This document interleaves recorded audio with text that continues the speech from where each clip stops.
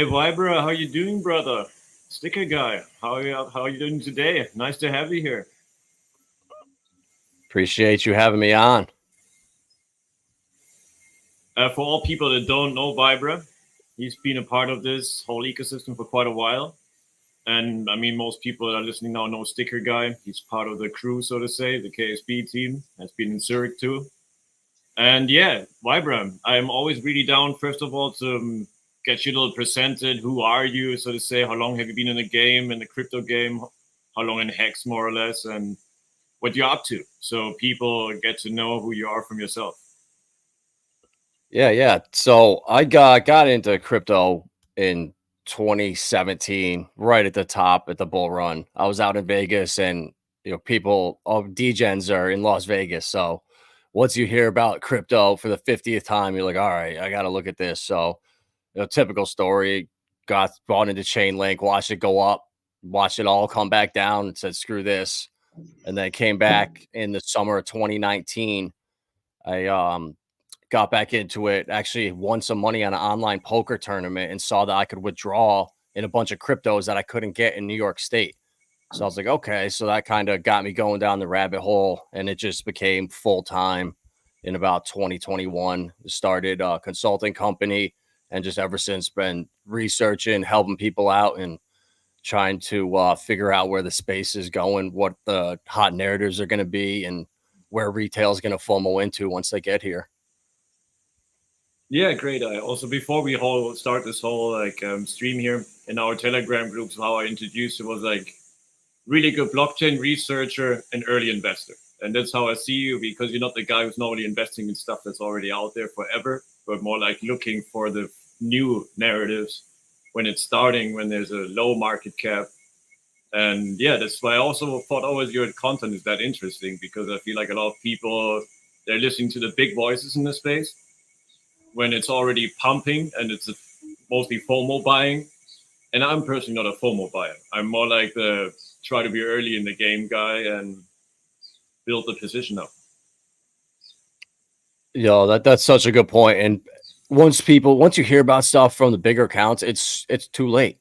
And it's very few people have the ability to look at crypto in a longer time frame and say, okay, I see where this is going. I have the ability to buy in low, even though I know it's not going to go anywhere for the next 6 months, 12 months. Like when you're in the middle of a bear market, that's okay. You buy on Friday, it goes down 10%. You buy again next Friday, and it goes down another 10%. Like that's how it goes for everybody. And once you accept that and you can kind of stomach the kind of sideways or downturns, you can, once the bull market and things started turning around, the projects that we found outside Pulse Chain started to pump, and we saw it last cycle. I was into Hex and Adoption Amplifier really early, and have been with Richard since day one, and his products moved last cycle. We decoupled from the market at one point. So I wish people, the bigger influencers in our space, would kind of tell people, it's okay that we don't go anywhere. We typically move after Ethereum. All this expectations of this 1000x, and we're going to do a 1,000,000x with Pulse X when it launches. Like I was telling everybody, I think it could do maybe a 10x at most, and then we're going to dump so hard. And it's tough. People want to hear I'm getting rich tomorrow, and unfortunately, it's really not how it works. Wealthy people, they build that wealth over a lifetime. Yeah, I'm agreeing. I feel like it's something we also say often. It's a patience game. It's not an emotions game, and people are fucking too emotional. I mean, like everybody is, but like this is the whole thing about crypto. You have to make yourself kind of into a robot brain, into objectiveness, not into like, hey, I try to be rich as possible, as quick as possible. I need the money. I don't want to work anymore. Yeah, we all don't. Who does want to work for 40 years until they're 65 and probably sick already and can't enjoy the money?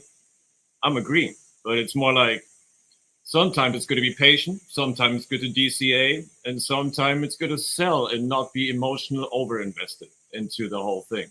Because I feel like that's something that so much Hexicans happened to, with a bull cycle, Hex bull cycle, I'm saying, having like a 50-cent Hex and having paper gains and millions of dollars, and then having to look how this whole thing evaporates. And yeah, that's been pretty sick. I mean, like people were too much culty about this. Like it can't go down. It's it's a store of value. It's going to keep its value even in a bear market. No, sorry. I also wished, but no. I also bought because I thought it would, you know, not as high as 50 cents. That would be pretty depressed right now. But yeah, I feel you. I feel like it's like something that's really important is to be honest to yourself about like Richard is a goat.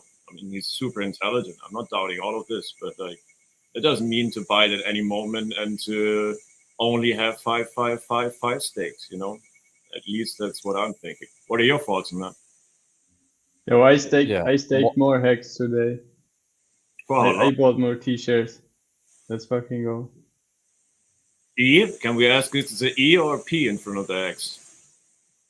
I staked it on post-chain because like it's just, yeah. I could have had so much more T-shares on Ethereum, but maybe I should also buy more T-shares on Ethereum. I'm not sure. Hey Vibra Finance, hey guys, sorry I've not been saying much, and I've kind of got led to this by accident. I was just trying to talk to Mars and join something, and now I'm live on stage. That was not really intended, but hello there. I hope I can add some value to the conversation, but I'm not sure how long I'm staying because everything was so unplanned. But yeah, you were talking about the staying in for the long run, and I think I am in it for the long run, and through the long run, Hex I think is still the best vehicle. Even post-X and post-chain, they're cool and they can do different kind of cool stuff, and I also buy them. But with Hex, it's more I can force myself to have the same coins in the future and to have more coins. So I think that narrative will sooner or later still work and work again. What are you thinking about that, Vibra? Me personally, I haven't staked. I made all my stakes last cycle. I did ladders all the way up. I have a couple of 5s that I'm already like almost 30% into, which is crazy to think about, or if not more. I think I got to look at the numbers, but it flies. But I made that big mistake last cycle of staking too much for too long. And I get it. The long term, it's going to pay out great. In 10 years, we're going to look like geniuses.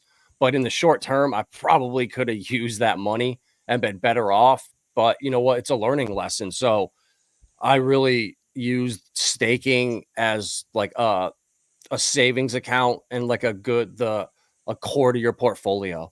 You know, I think that it's so important that if people in this bear market, if you had bought 2 things outside the Richard Heart ecosystem, whether something on Hedera, something on Stellar, you know, these other blue chips that are going to be around, it's so important where you can look at your apps or your phones and everything on Pulse Chain's down, but that one thing over there is pumping.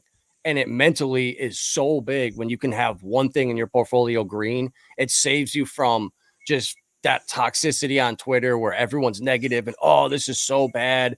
It's like, yeah, it is, but there's 1,000 other things going on. You're choosing to make this hell for yourself when you can just step outside and there's a ton of other things. But I don't know what the community just got so crazy that I had to kind of step back because I don't want to get involved in fighting and this is better and you should do this. Like everybody, what I could do is perfect for me could be the worst thing for you. Like everybody's different. Yeah. And there's so many ways to win in this space that if you can't find that common ground and at least see, you know, the big picture here, man, I just feel bad for those people.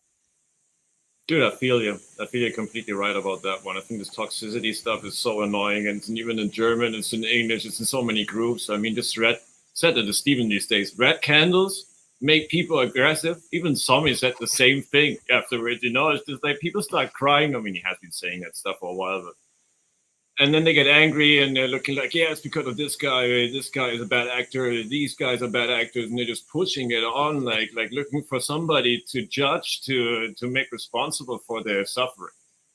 And that's an instinct of humans. We do it all the time in real life, but it doesn't get you anywhere. You know, it gets you absolutely nowhere. The only thing that gets you somewhere is like what you're saying. If you're diversified, pulse chains going down, another asset that I have, or let's say Hex or pulse chains going down, I have another asset that's skyrocketing right now. Bam, I swing trade that stuff. I ratio trade that stuff. And I get a shit ton more than if I would just have done it from fiat. And that's why I personally think diversification is really interesting. It doesn't mean that I'm against Hex. Again, I think it's more like, what are you trying to do? A savings account is Hex. But it's a long-term thing for me to make it really the APY, interest on interest, compounding interest. I get the whole thing. But I'm also saying, like, if you try to perhaps have some more investment value created by your own investment, not DCAing all the time, diversification and ratio trading, and I'm not saying day trading, I'm talking about interesting moments and like target trading, not like let's do this every 5 minutes. But yeah, I'm agreeing with Vibra about that.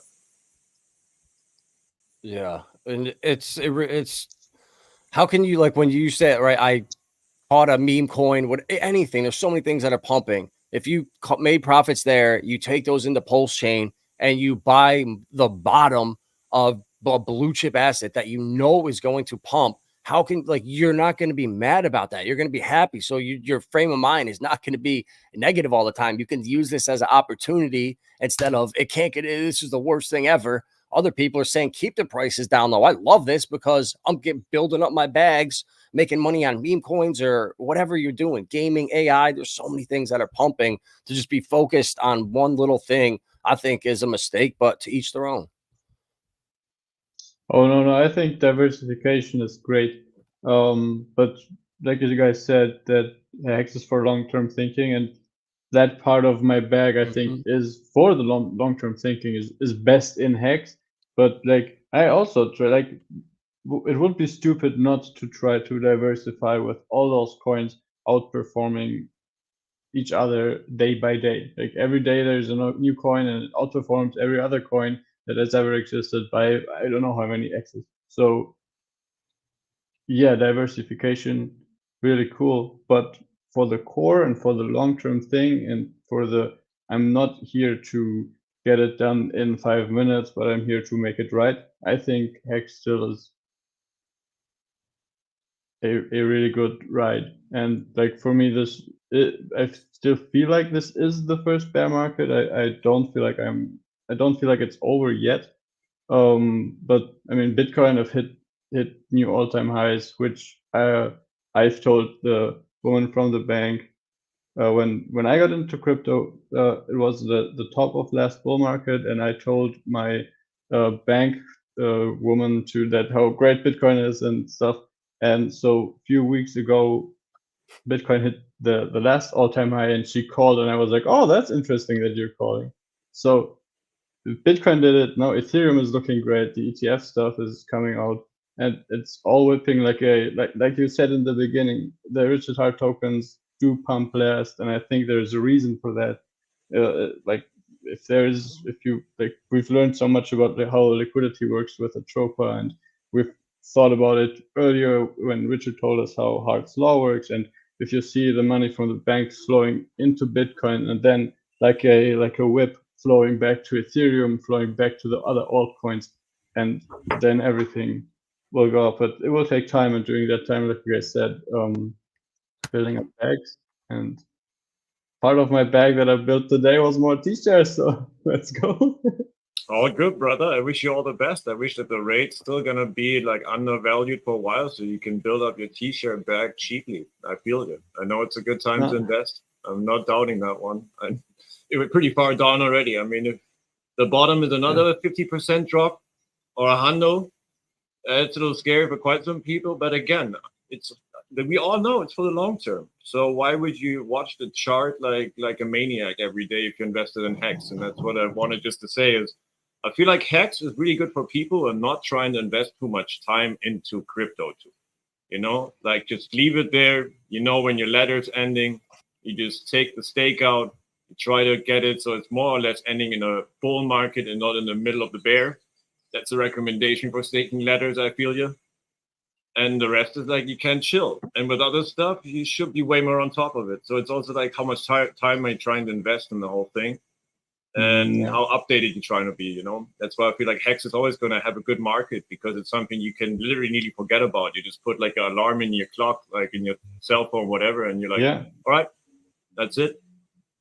So it's chill. And the other stuff, you have to be on top of it. If not, you're FOMO buying all the time, you know? Yeah, I'm so happy that I didn't buy the last top. That was of the meme coin, that like one of those coins. I didn't buy it. I thought, no, that's not good, and I didn't buy it, and it went down 90%. I'm so happy, guys. Anyway, talking about this, about diversification and so on, I feel like something we will obviously want to bring up today too is something that's coming up in real life very soon, and that's the Pulse Chain Tour. First of all, obviously the Amsterdam thing, and I'm super excited to be there. That's my first conference that I'm taking part as a team member of KSB. And cool. Man, I'm fucking excited about meeting Maria, meeting quite some people around Maria, of the whole like research investigation team, most of them Americans. And yeah, it's exciting stuff. It's really nice to be part of this tour. And obviously there's also Berlin at the 22nd of June.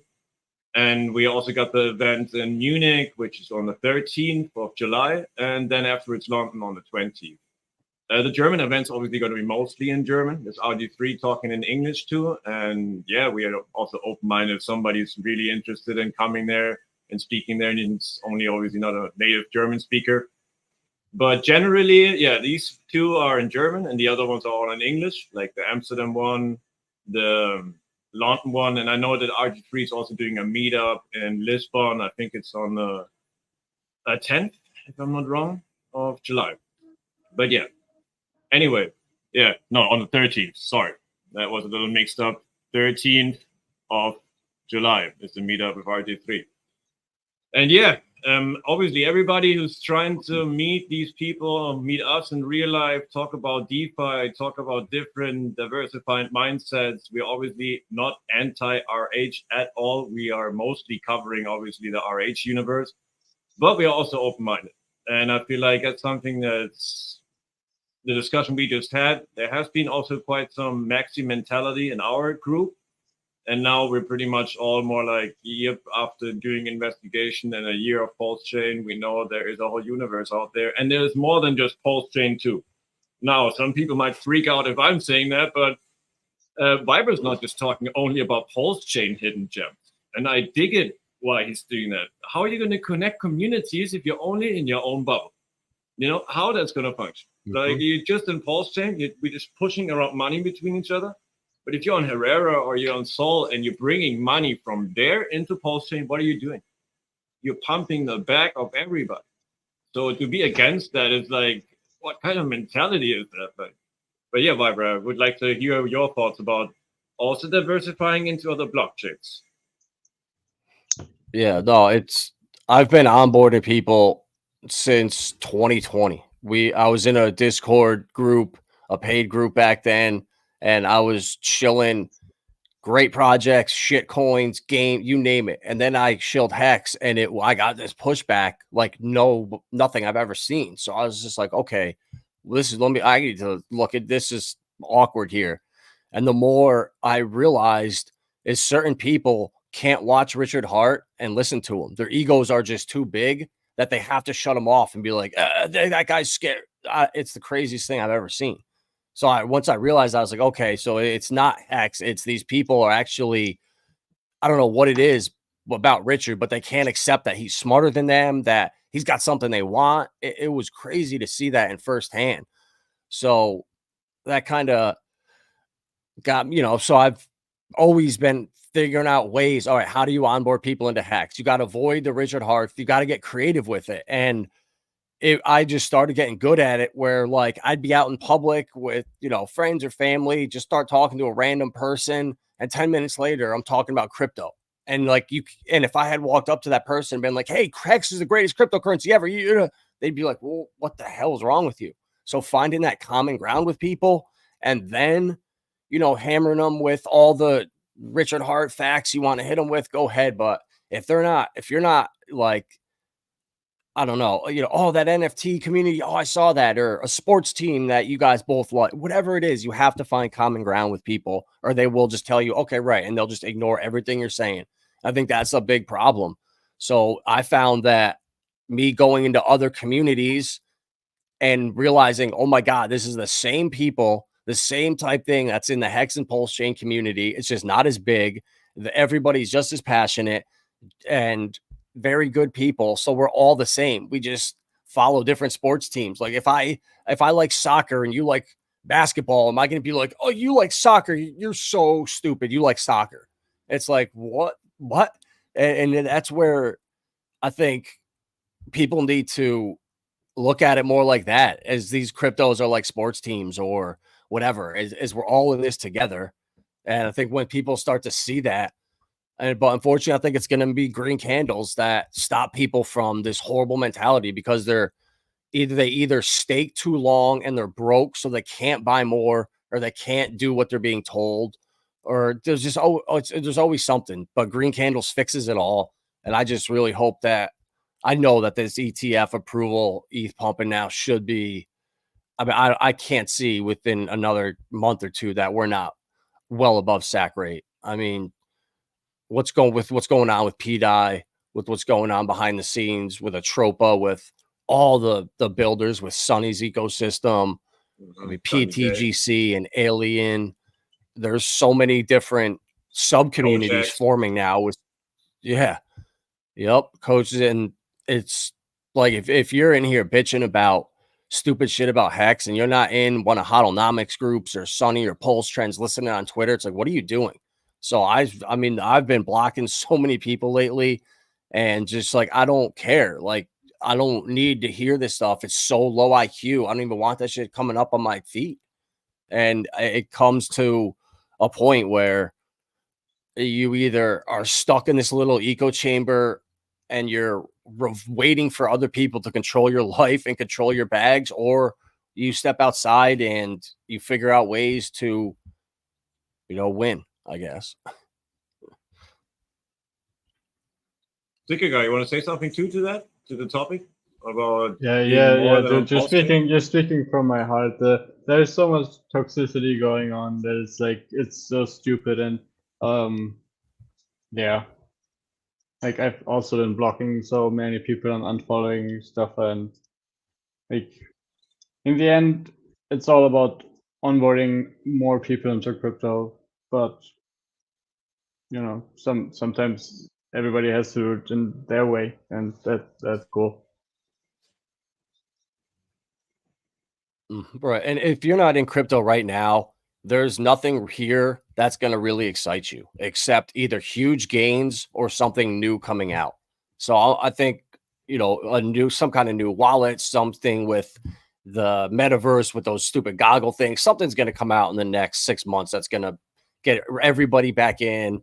We're going to be talking about the super cycle now. And I think this next bear market is going to be I think it'll actually be worse, because right now this just doesn't feel right, crypto, that all this money is just chasing all these memes and garbage, and all the stuff that has utility, that matters, that's going to change the world, is looked at as like garbage, or no one wants to touch it. So until all the nonsense is weeded out, I think that's going to take regulation this cycle.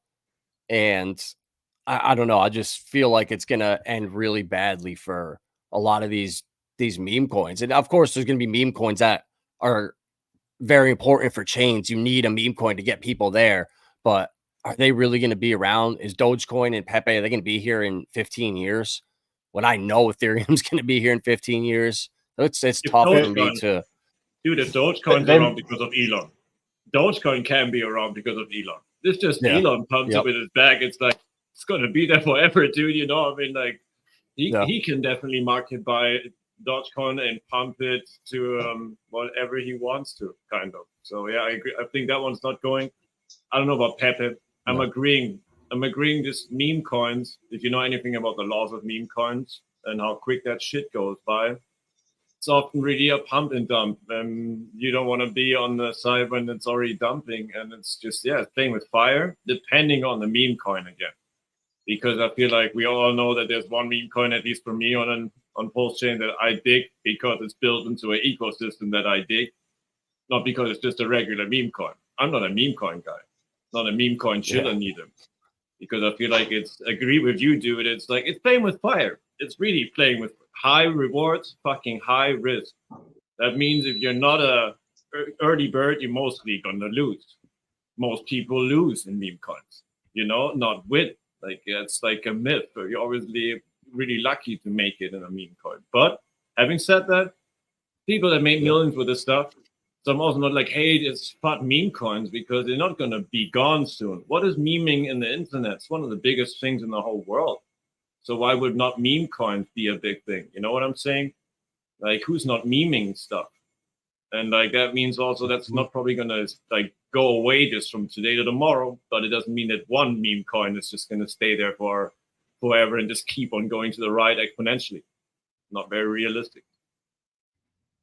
Yeah, it's just degenerate gambling. I mean, let's be honest. That's all it is. I'm fortunate to work with some very wealthy people.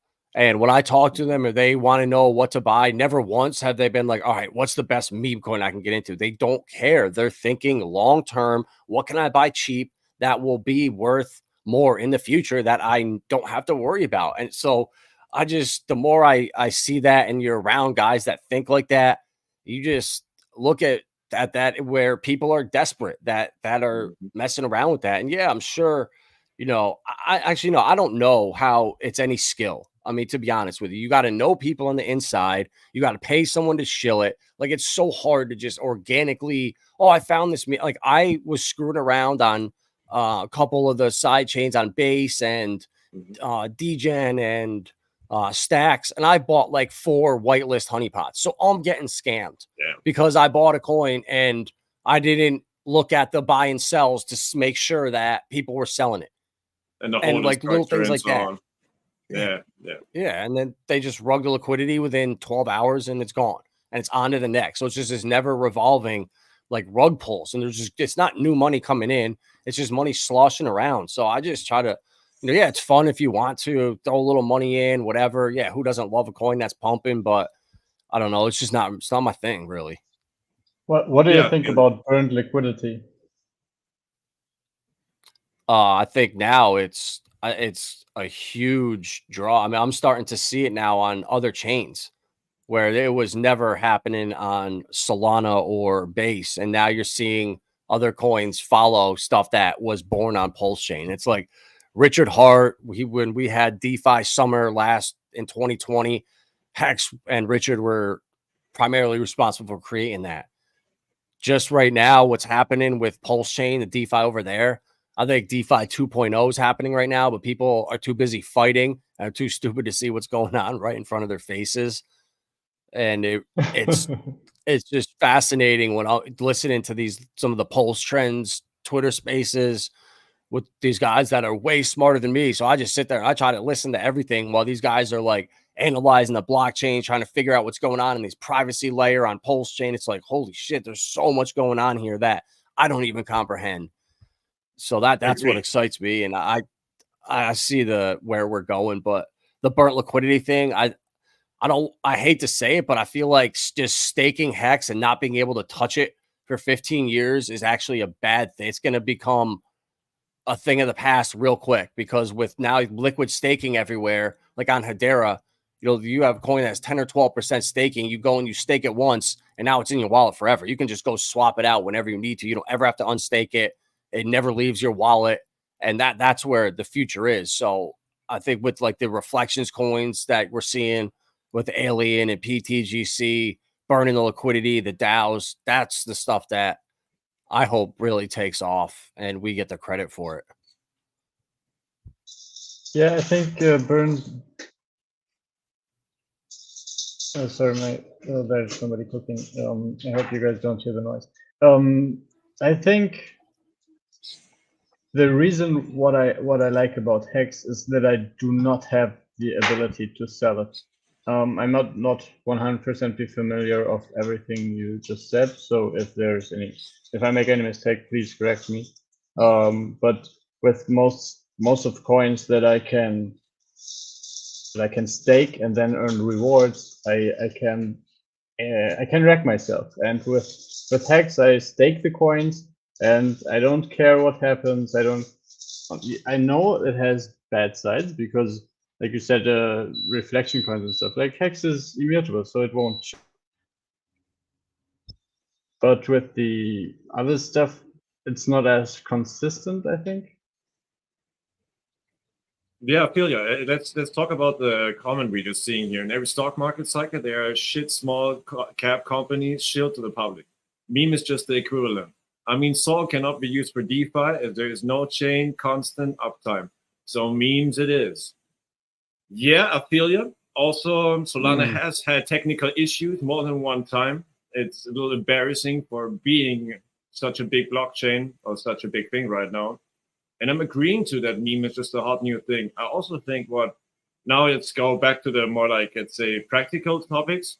What Adam has been doing, in my point of view, is mostly utility things, like nearly 100% utility things. Like I've been watching it, what you have been like doing, for example, storage now. You've been talking about that on other chains, like data storage on the blockchain, which is going to be a big thing in your opinion. I thought that narrative makes absolutely sense. Cloud storing, no, like doing that on blockchain. Yep. Oh yeah. Yeah. That's it's narratives too. You know, memes obviously are great to make money when things are pumping, but I don't spend my time in those spaces. I don't know who the founders are. I don't know, you know, who's behind stuff. And unless you're in those inner circles where I feel like on Pulse Chain, I have the relationships with people. I know, oh, that's that person. Oh, okay. You know, I just feel more comfortable doing that. And you know, Solana, I love Solana. I was telling everybody to buy Solana that was watching me in 2022 when it was like $11. I was screaming, don't listen to people calling it Solana. This is going to get pumped because of the FTX. They're going to have to pump it to get their money back. And sure enough, look what happened. And, you know, it is what it is. People either they can see it and they can diversify, or, you know, you can have a hard time. You know, obviously everything's going to pump, but I'd rather have something in my portfolio that I could say, all right, I at least made money on that. And it can focus your attention away from you doing something stupid like Sticker Guy was saying. You know, and that is a great thing about Hex, where you can stake it and save yourself from yourself. That is a problem with Hedera, with staking like that, is there is no lock on that. So you can't do that where you want to lock it up for 4 years and 5 months. That's not an option. So that does make Hex very unique in its way. And that's a reason I do love Hex. And everybody I work with, I make sure that they have a Hex stake for the young kid, or for somebody. There's someone in your life that a 15-year stake for $500 right now could it change their life if we do what this stuff thinks it's going to do. And people that understand that, they get it, and they're going to do very, very well. It's just, I feel like you need a couple cycles in crypto. You know, very few people hit that 1,000, you know, put $1,000 in and walk away with $1 million in their bank account for a cycle. That's the fairy tale dream story. It's so hard for you to even hold. When you get into these coins early, it's so hard to hold. You know, who knew what PTGC and Alien and these coins were going to do? Who knew HOA? Who knew, you know, nobody knew these things 6-8 months ago. So when you're in them early, 99% of people sell their entire bags too early. And I think people are going to do that with Hex and Pulse Chain this cycle. They're finally going to get these pumps, and they're going to be like, okay, and they're going to be listening to guys that are saying, oh, Hex can only 15x, because if Richard puts this many millions in, it can only 15x. And they're not even thinking what a market buy can do. So they have all these people all fudded out of these bags thinking we can only do a 20x, because if you put this much in 15 million in liquidity, can only do this. And Richard added 1.2 million and the price went up 8%. So it's going to do a 4x. And people believe this shit. And so I just fear, and I hope people don't get shaken out on the first pump and think this is it. Because I think we're going to have a huge blow off top. I don't know what's going to happen, but I know we're going to see crazy things this cycle, whether it's a double top or we just keep going for an ungodly amount. I think we're going to 10, 12 trillion, and people are going to sell their bags way too early. Even if the cycle happens fast and we're in a bear market in March next year, April next year, I don't know. I think it's just too many bullish things are lining up for us not to explode. Yeah, man, it's so exciting. Oh, please go ahead, Sticker Guy. Please. Oh, I was just also excited. Yeah, man, I think a part of the bull market should already be like Bitcoin went up and Ethereum is going up now, so it is going as planned, and even they said it from the beginning is 4 year cycle, and we're now what, on year 3, I think. So I could not be more excited. All the stuff you're talking about is so interesting, and like all those things combined together will lead to like a very cool next few months or next year, I think. I'm looking forward to it.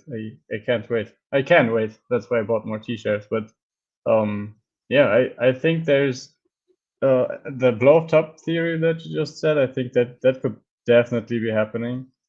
Especially with all the whole ecosystem. Like Pulse Chain wants to break out. Solana, no, not Solana, but other chains do have problem. Like Solana has like weird stuff with their inflation going on, and like there's many facets to it. But in the end, I think it will be a lot of fun.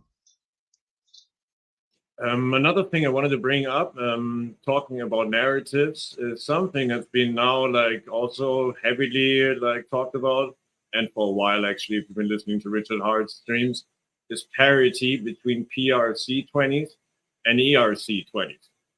And I remember that you were a person that was talking, for example, potential about a couple of utility coins there, not just like some random meme coin, like let's say Fork Pepe, but like other forks that might be interesting.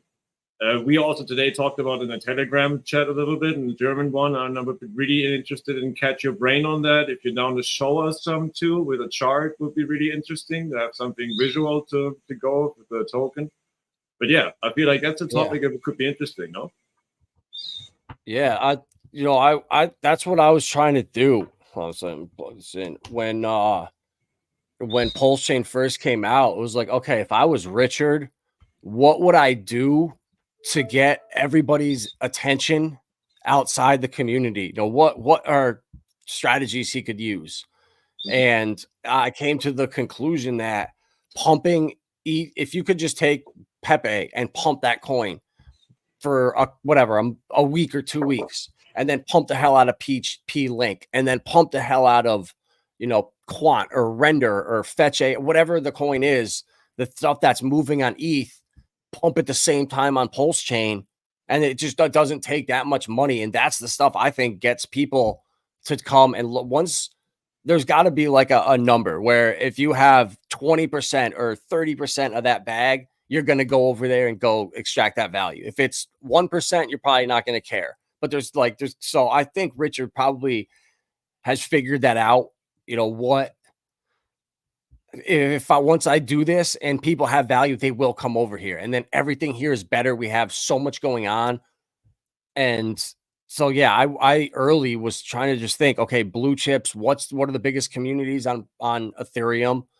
And I just started buying up those PRC 20s early, last summer when they were pretty much worth nothing. And I've just held them ever since. And some of them are starting to really move. Like the last couple of weeks, I Fetch AI it went up to almost 10 cents. And I remember it had like 2 or 3 zeros when I first started buying it way early.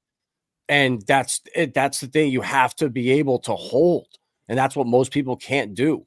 They see something, they're like, oh, the liquidity is horrible, I'm going to eat so much slippage. Well, yeah, that's because that's the time to buy. And it's really hard to get used to that. And so I just went through with like Anchor and all the DeFi protocols, Chainlink, Maker, Aave, Quant. And I just went and started buying them up and thought, okay, worst case scenario, I lose a couple million Pulse Chain. And best case scenario, these things can pump hard. And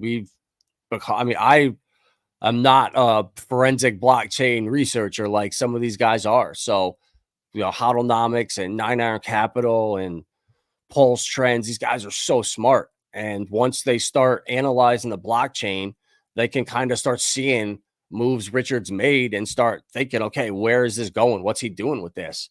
And when I don't know what happened, but they're now the same amount of coins on the east side is the Pulse Chain side. And there used to be like 100x more on Pulse Chain. So I don't know what happened. I haven't followed up on that. I heard Sonny talking about it, and I noticed that too. I was like, is the Explorer wrong or something right now? And what the hell happened to all the coins that were here? And sure enough, like, I don't know if Richard, I don't know what he did. He's the GOAT. I'm not even gonna doubt him, but I think there's just so much opportunity across any community that is existing on Ethereum. If you can give them value on Pulse Chain, they will come over. So I just think Richard's too smart to not do that. So, you know, that was one of the strategies we had last summer, was to buy up them and just hold them.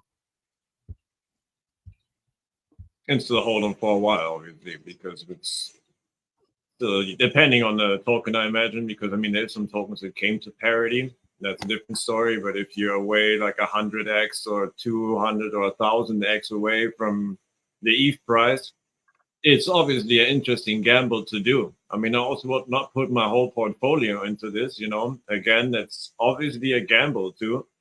But yeah, Richard has been talking about this stuff heavily and about liquidity farming, or liquidity pools rather to say, between the ERC20s and their PRC20 copies, and making heavily fees on that, like getting money as a liquidity provider cross-chain asset. And I feel like that's something that we're also talking about with PDAI and EDAI and XDAI and all the DAIs that are there. That this is going to be a very interesting liquidity passive income stream if you own a shit ton of PDAI and potentially EDAI or just regular DAI, so they call it.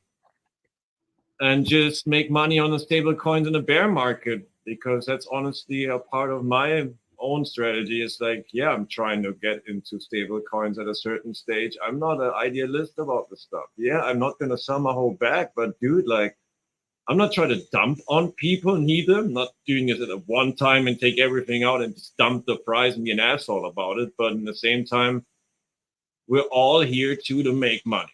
And to be idealistic about the stuff is a little sad, because other people don't give a fuck. You know what I'm saying?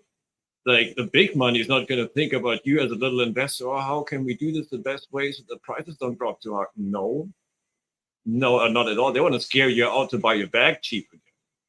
That's the whole game, exactly. You know? So you have to be realistic about that shit. And personally, I think passive income streams are anyway the best thing you can have, in my opinion, at a certain stage, if you made it high enough with a portfolio. 100%. And that's like on Hedera. That's why I'm so impressed with it, because I know this cycle, I'm going to take profits and I'm going to put them into stable coins. And they have a USDC pair over there that pays up to 19 or 20% if you hold the NFTs on Saucer Swap, which I was in the pre-sale for those. I was in day one. So I'm fortunate enough to have a set of them. So I get the extra rewards where you get almost double or triple the APY as someone that's not having them. So little things. That's why, like I say, it takes a couple cycles to build wealth.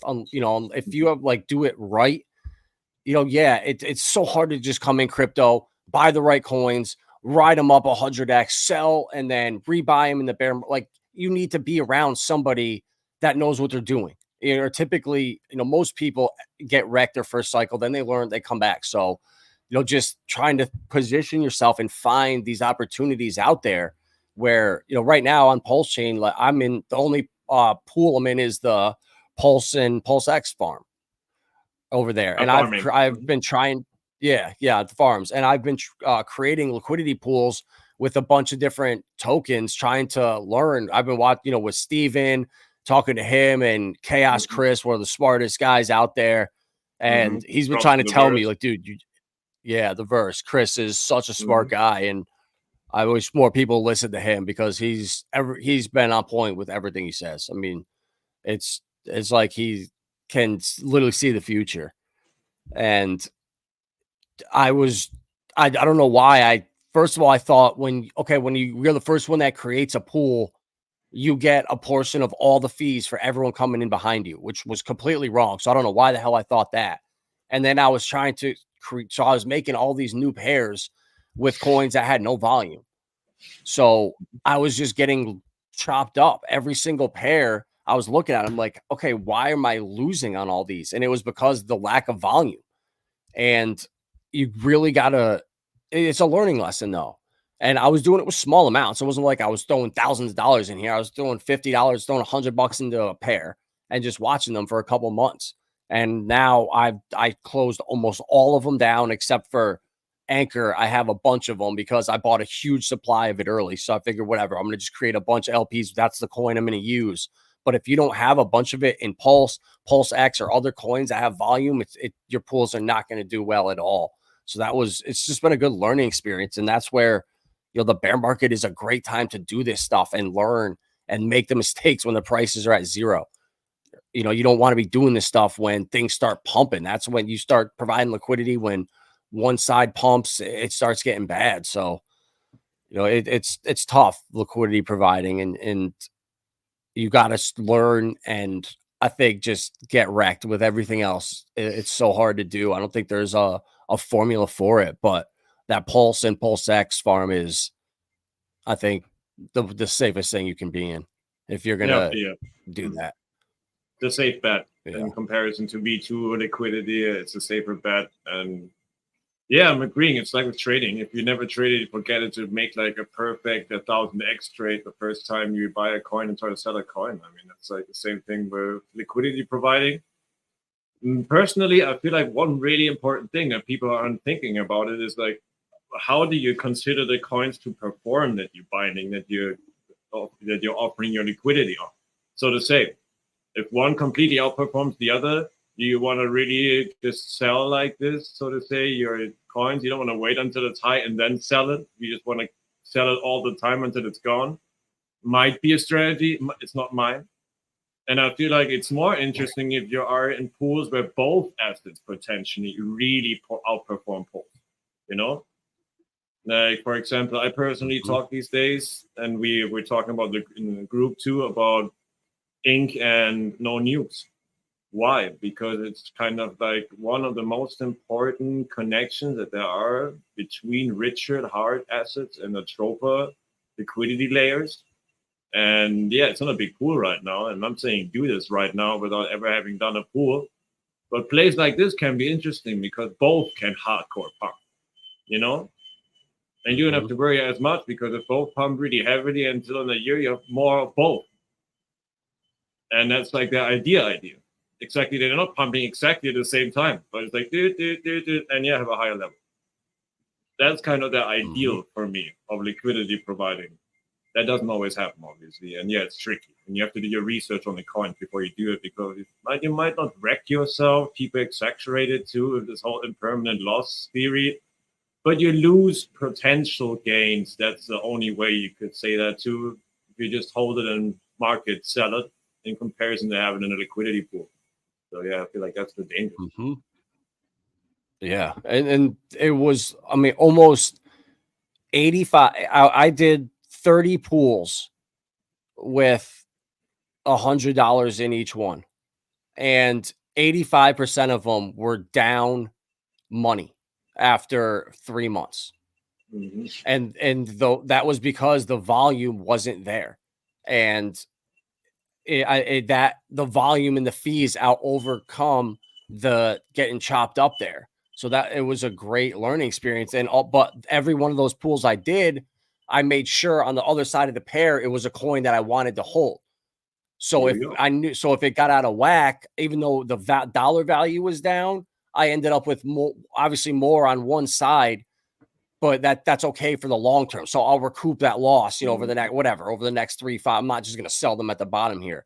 So it was a good learning experience to basically put everything in the Pulse chain and just don't even mess around with these other pools trying to create new ones. And unless you're Sonny and you're a pro at this stuff, just don't bother. Yeah, Sonny's a pro at that stuff. I mean, I'll be honest, he's like, he sees opportunities where most people don't even see them, and it's like building this huge nets of liquidity bonded asset tokens together. Props out to him.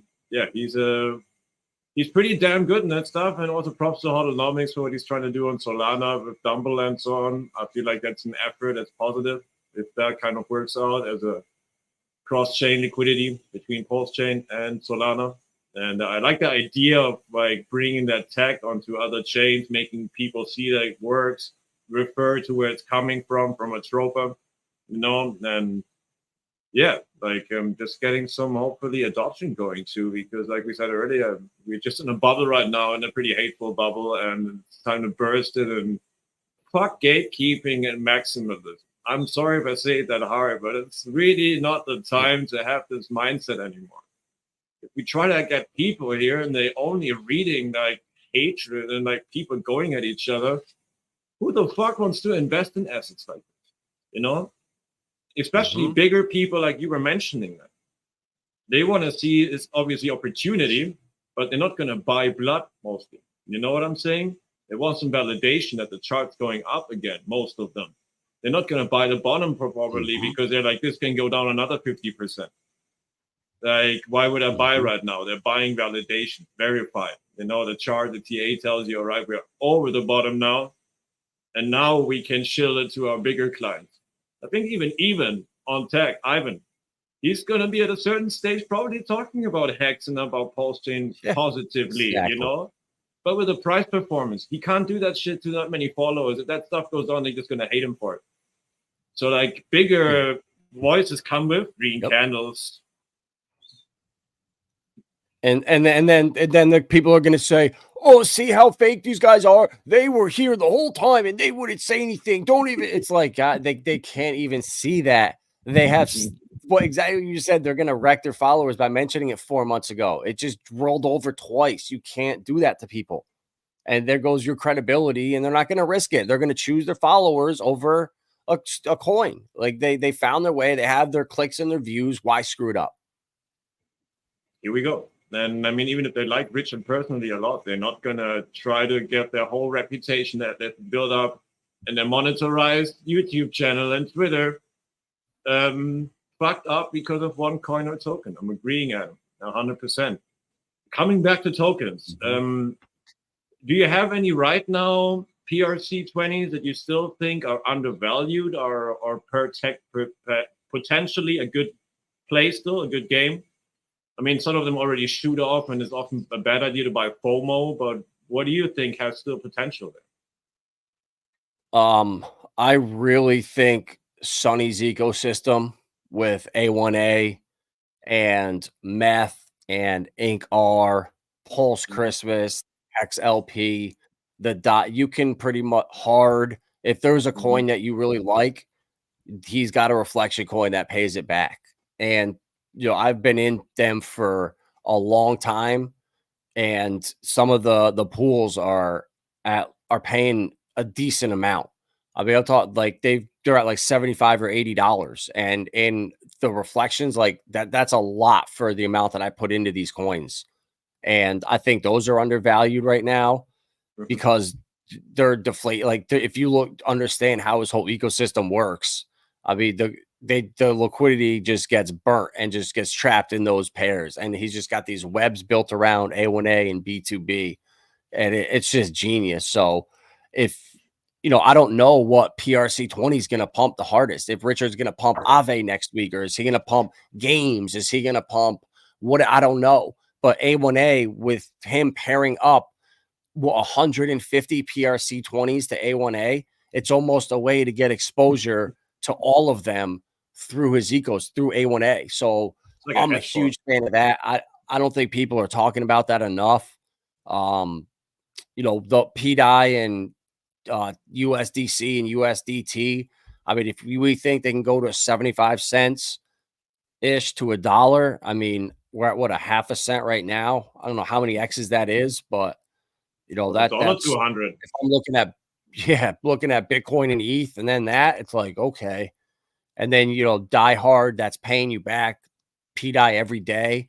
You know, even though right now it's a half cent, imagine if it was worth 10 cents, how much you'd be earning in yield. So that's how I try to think.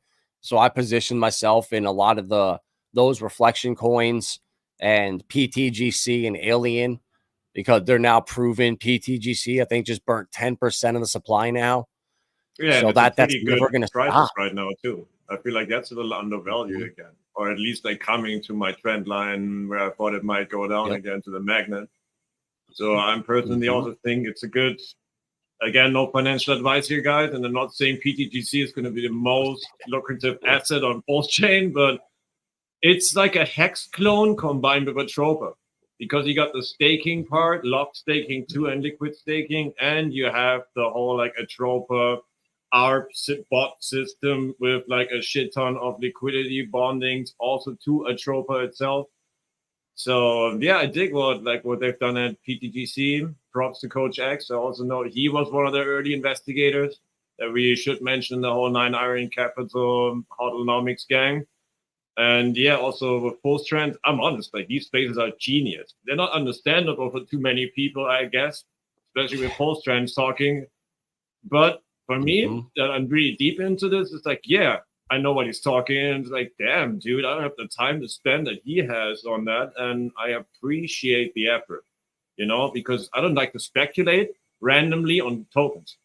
I like evidence. I like information based on facts, you know, like analyzing a token, look at the holder structure, look at the sales and buys, look at the volume, like over time, not just like ape into random shit because somebody has it on their timeline.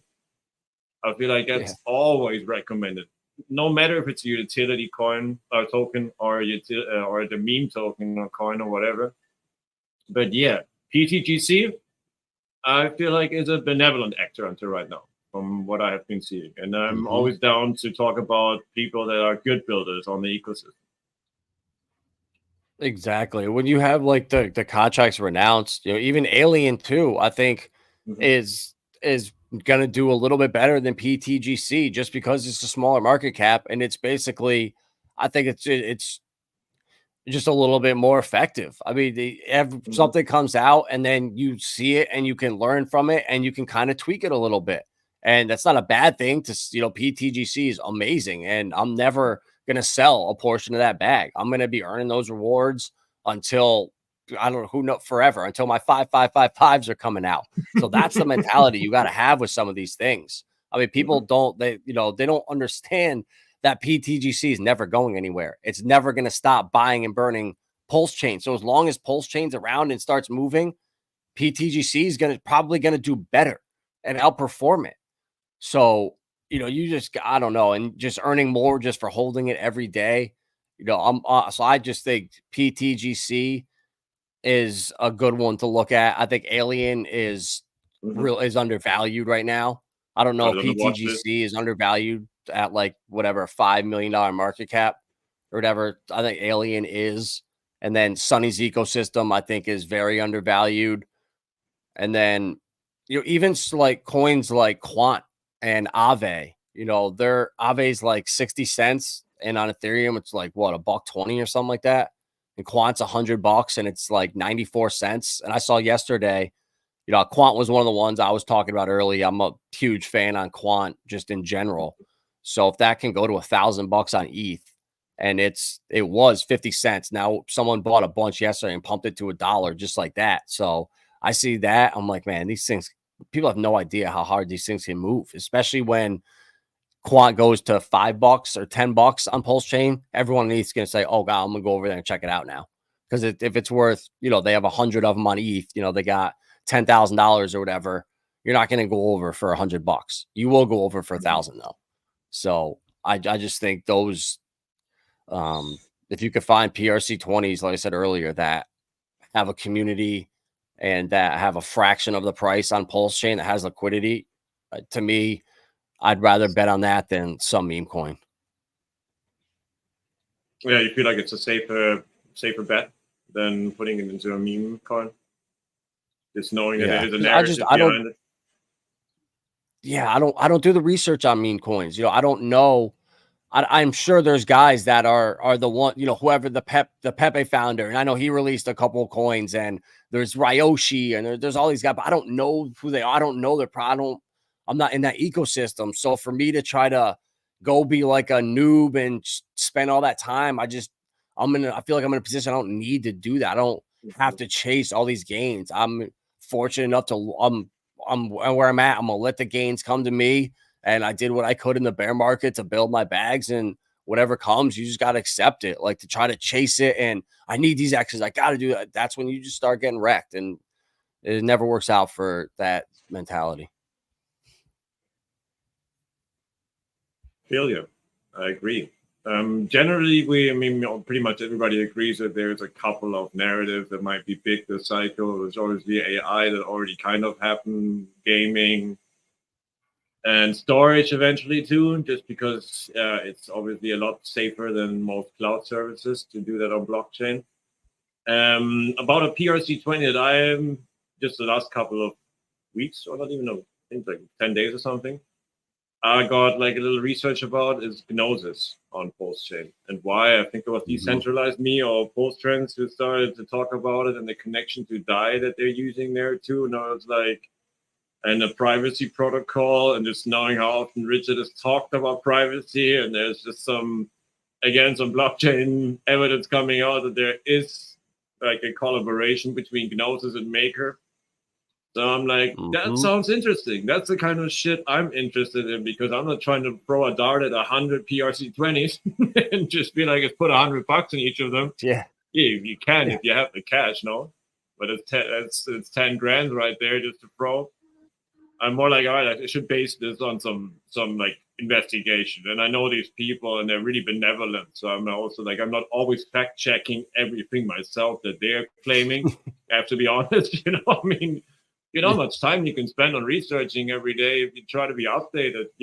Look at Somi. He's talking about 18 hours a day. Fuck that, dude.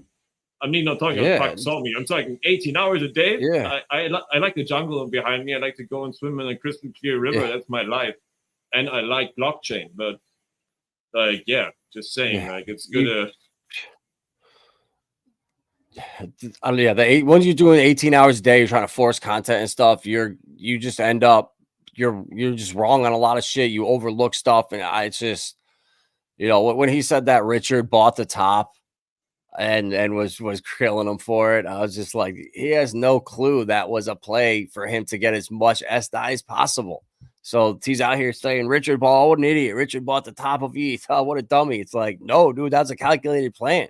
Like, look into it. But you're out here trying to make 80 videos, and which is fine, but like, stick to the comedy, stick to the funny stuff. Like, don't try to be like all about the alpha and just be completely missing stuff. You know, but you know, whatever. We need eyeballs, and he's great at that. But yeah. And then if anyone that used Staker app back in the day, if you made a stake on that, you got the Gnosis Safe airdrop on, which is the safe coin.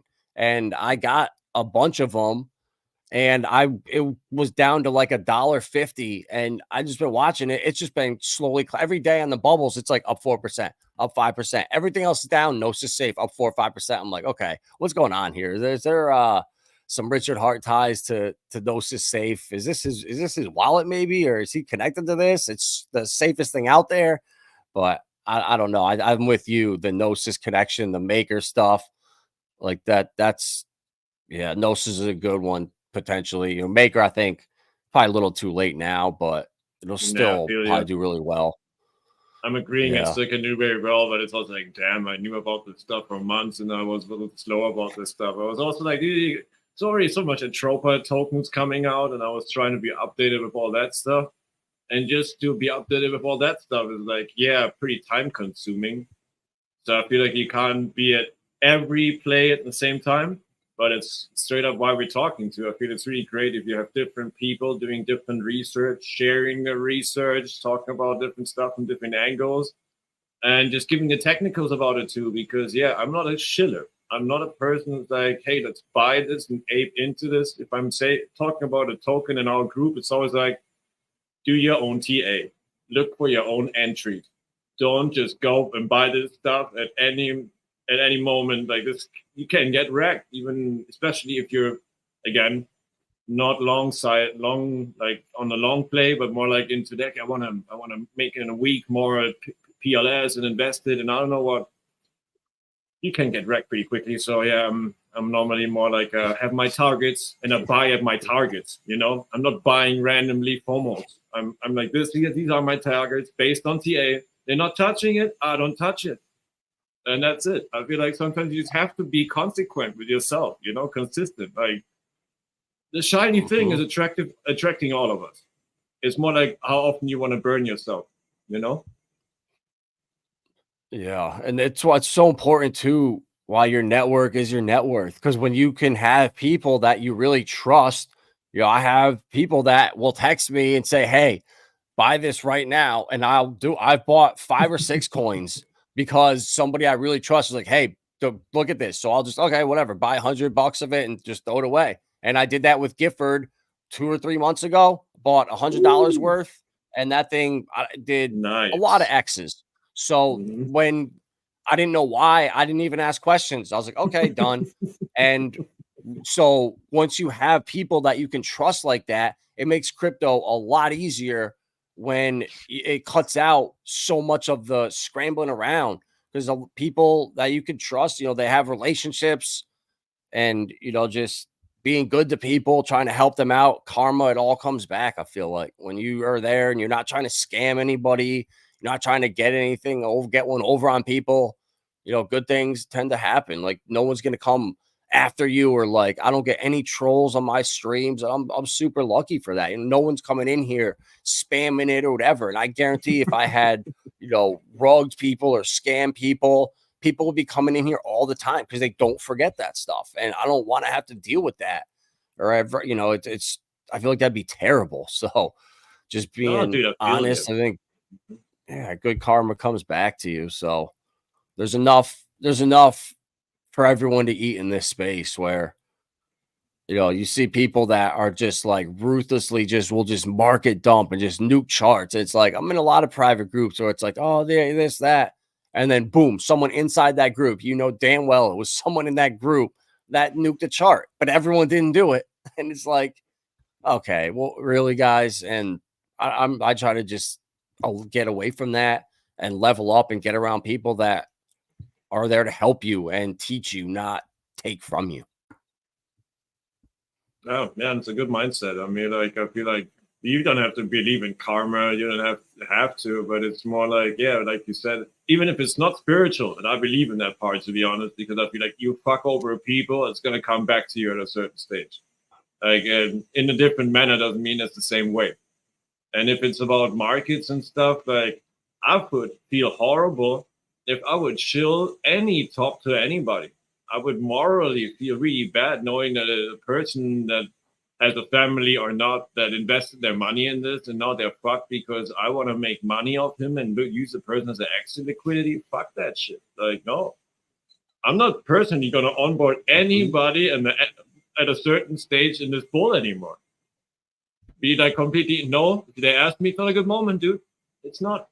Like if it has a retrace till there, it might be. But even then, I don't know if the cycle's gonna work this time.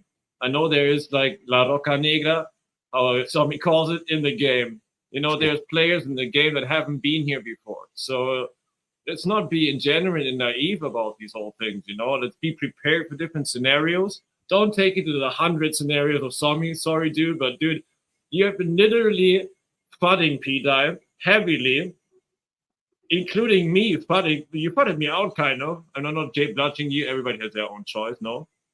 But like, just say, and then afterwards you're shilling it. You did not do the research before on blockchain. I know that, and you fudded it. Yep. And then afterwards you're like shilling it like this never happened. And I'm not okay with that because I'll be honest with you. No. You judge something without any investigation. And that's something you should if you are an influencer in this space. And I'm really not a big voice in this space. I'm just like knowing these KSB guys for a while, and I really dig what they're doing. Well, was like that the same guy?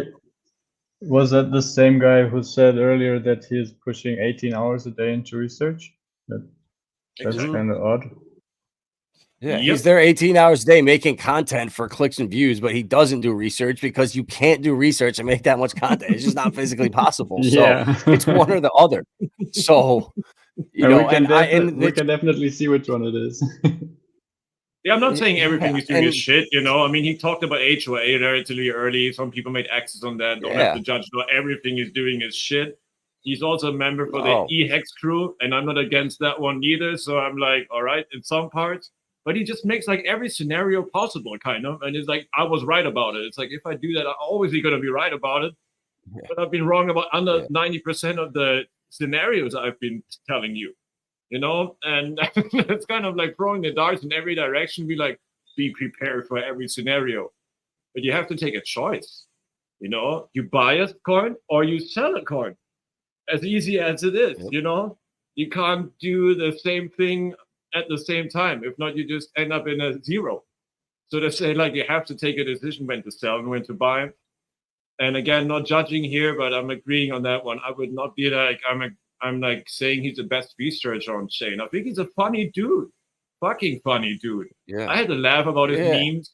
You know, he's somebody who can make jokes, and it's not like that serious. And a lot of people on this, like on the post chain, are just like little too technical and boring sometimes. And I feel like that's something he has.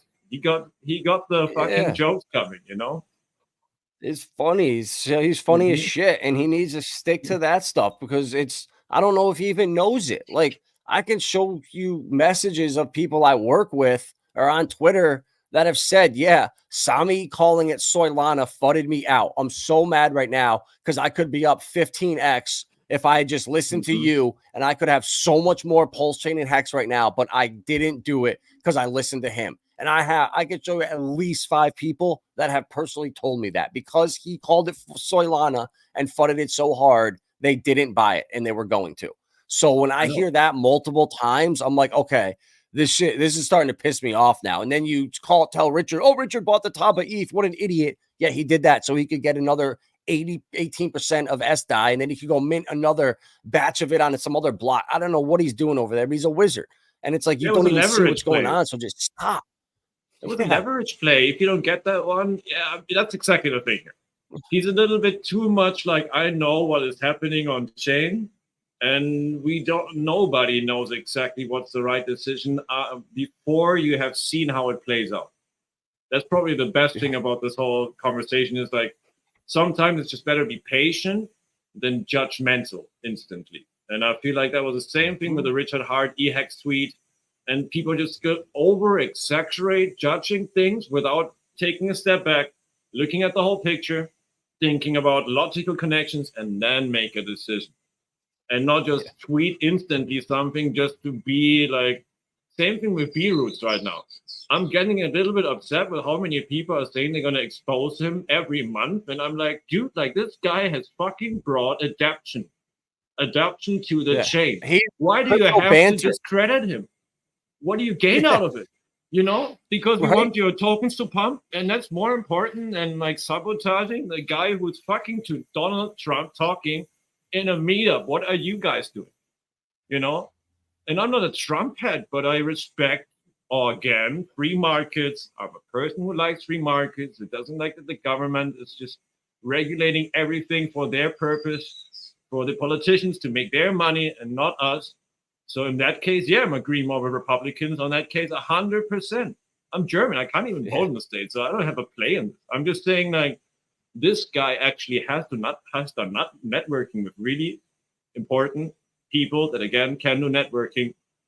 And why are people, like, right now hating him so much? Because he has recommended a couple of plays that didn't work. Did he develop them? No. He got paid to shield them? Yes, he said it. Right. You said it. He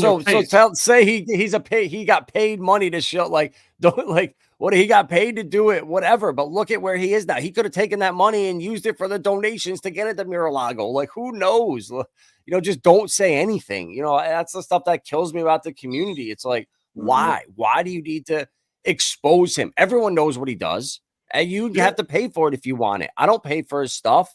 I don't need, like, I'm not a bit, whatever. Just ignore it if you don't like it or if it makes you mad. But it's crazy. But you know what? Like, it's in every community. Like, it's in the XRP community, this infighting. You know, it's in a lot of the communities. So I just think very few people are actually making money right now in crypto. This grand illusion that everyone's making all this money and this and that. That is not true. It's very few people. And until that changes and everyone's is making money, it's gonna be tough. But I feel like we're so close, man. Like the Ripple settling. You know, I don't know what Tether, I don't know if they're gonna try to get an audit with Tether, but stablecoin legislation, I feel like, has to come out here in the summertime. So there's so many bullish Agreed. things happening that the market, we're gonna turn around, and like it happens so fast. Look at every time nothing happens, and then boom, Bitcoin starts pumping, or ETH moves up. It has its biggest day in 4 years. I mean, you got to be in this market because all the action happens in 2 to 3 weeks. You could wait 3 years and all your gains come in literally 3 weeks. So trying to time this market, good luck. Rather have your bags back. Yeah. Hey guys, thank you very much. Thank you very much for like giving me the opportunity to be here. It was very good what you said, Vibra. Thank you very much for the input. I hope Carla, I hope to see you in Amsterdam. You see us for sure, brother. Check out ksp.tv, right? And that's how it is. I have to go now. Thank you very much. And for all the input and stuff. Goodbye, guys. Peace, brother. Have a good one. Right. See you later, bro. Yeah, dude, but like toxicity doesn't bring us anywhere. What brings us anywhere is research, spending time constructively, creating content that's actually teaching people something and is not talking all the time about bullshit that is not really helping anybody. So I feel like we're both on that team, I think, on the team. Let's get the word out. Let's get people educated to make their own decisions. I mean, you're doing that even a lot more professional. You have a company for it. We're mostly doing that to free time on Telegram with the German community. But like, yeah, dude, like I feel like that's the important stuff, is to build. And if you will try to onboard people, obviously, it's very important, like you said, is to be diplomatic. I feel like something that happened to me years ago, a good friend of mine came and he tried to onboard me, and it was just so fucking boring. I'll be honest with you. He talked about tokenomics for way too long with me.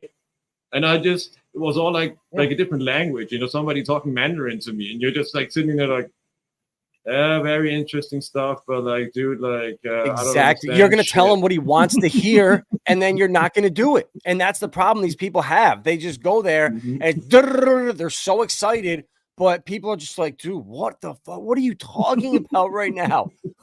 And if he had just went there, and whatever coin you were into, whatever you were looking at, if he had sat there and chopped it up and been so bullish on whatever you were looking at and been like, yup, dude, that coin's going to do so good. I can't wait. And when you make profits from that coin, take them and put them into HEX. That's the move to make. You would have been like, okay, I'll probably do that.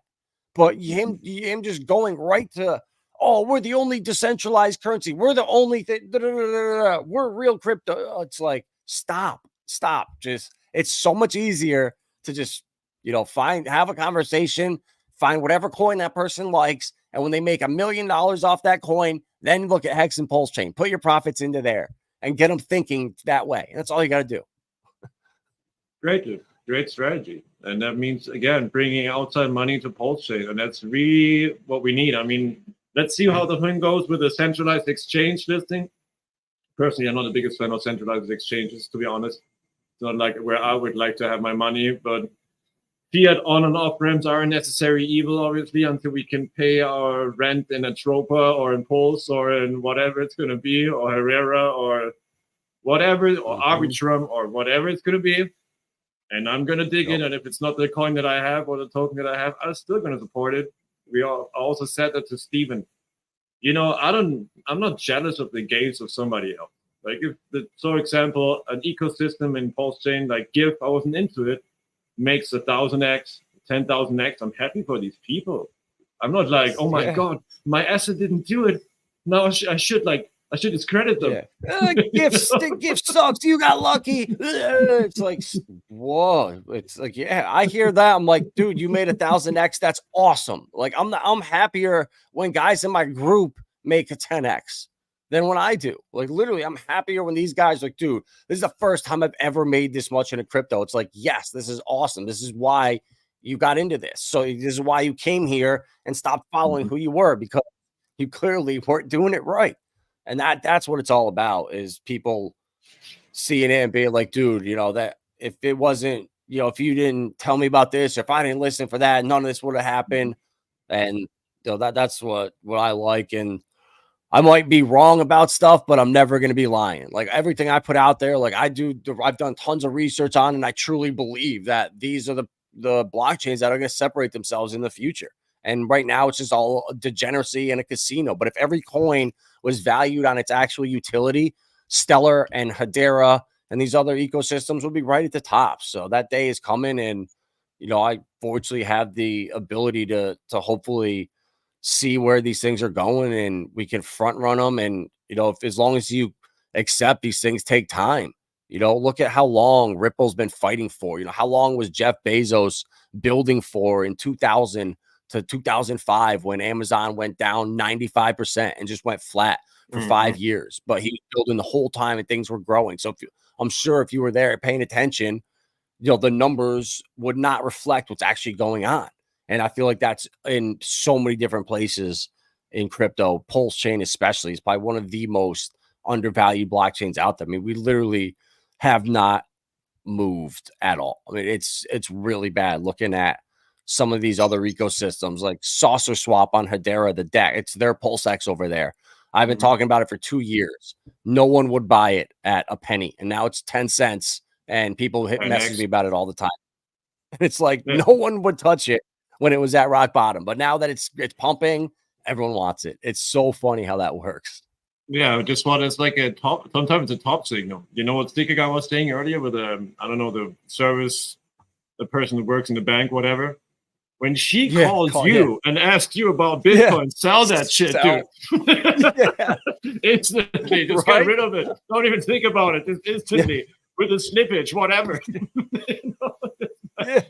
Yeah, dude, like literally, it happens. Like I follow, like I watch Ivan streams in the morning, and then like I'll watch Crypto Banter just to see what he's doing, because he's like the Kramer. Like he last week was like, I'm sick of ETH. I can't take it. I'm capitulating. I cannot see how ETH is going to outperform Solana. I'm selling my ETH for Solana. I've held it for 9 years. And then the next week he comes on and says, yep, I didn't sell my ETH. Thank God. When I unstaked it, there was a 2-week lockup period, so I couldn't sell it. So I held it, and now I'm bullish and I'm holding it. And it's like, as soon as he said he's selling it at 3K, I told everyone I know, it's like, this is the bottom for ETH right now. Everybody start buying ETH. Like, go all in right now if you don't have any ETH. And sure enough, within 2 days, the ETF might come out, and boom, it's out a week later. And he's just as wrong. A week before the ETF, he publicly puts a stream out saying he's selling his Ethereum. He's out. And now no accountability, nothing. Like it didn't even happen. It's crazy. Like, I'd feel horrible if I did that.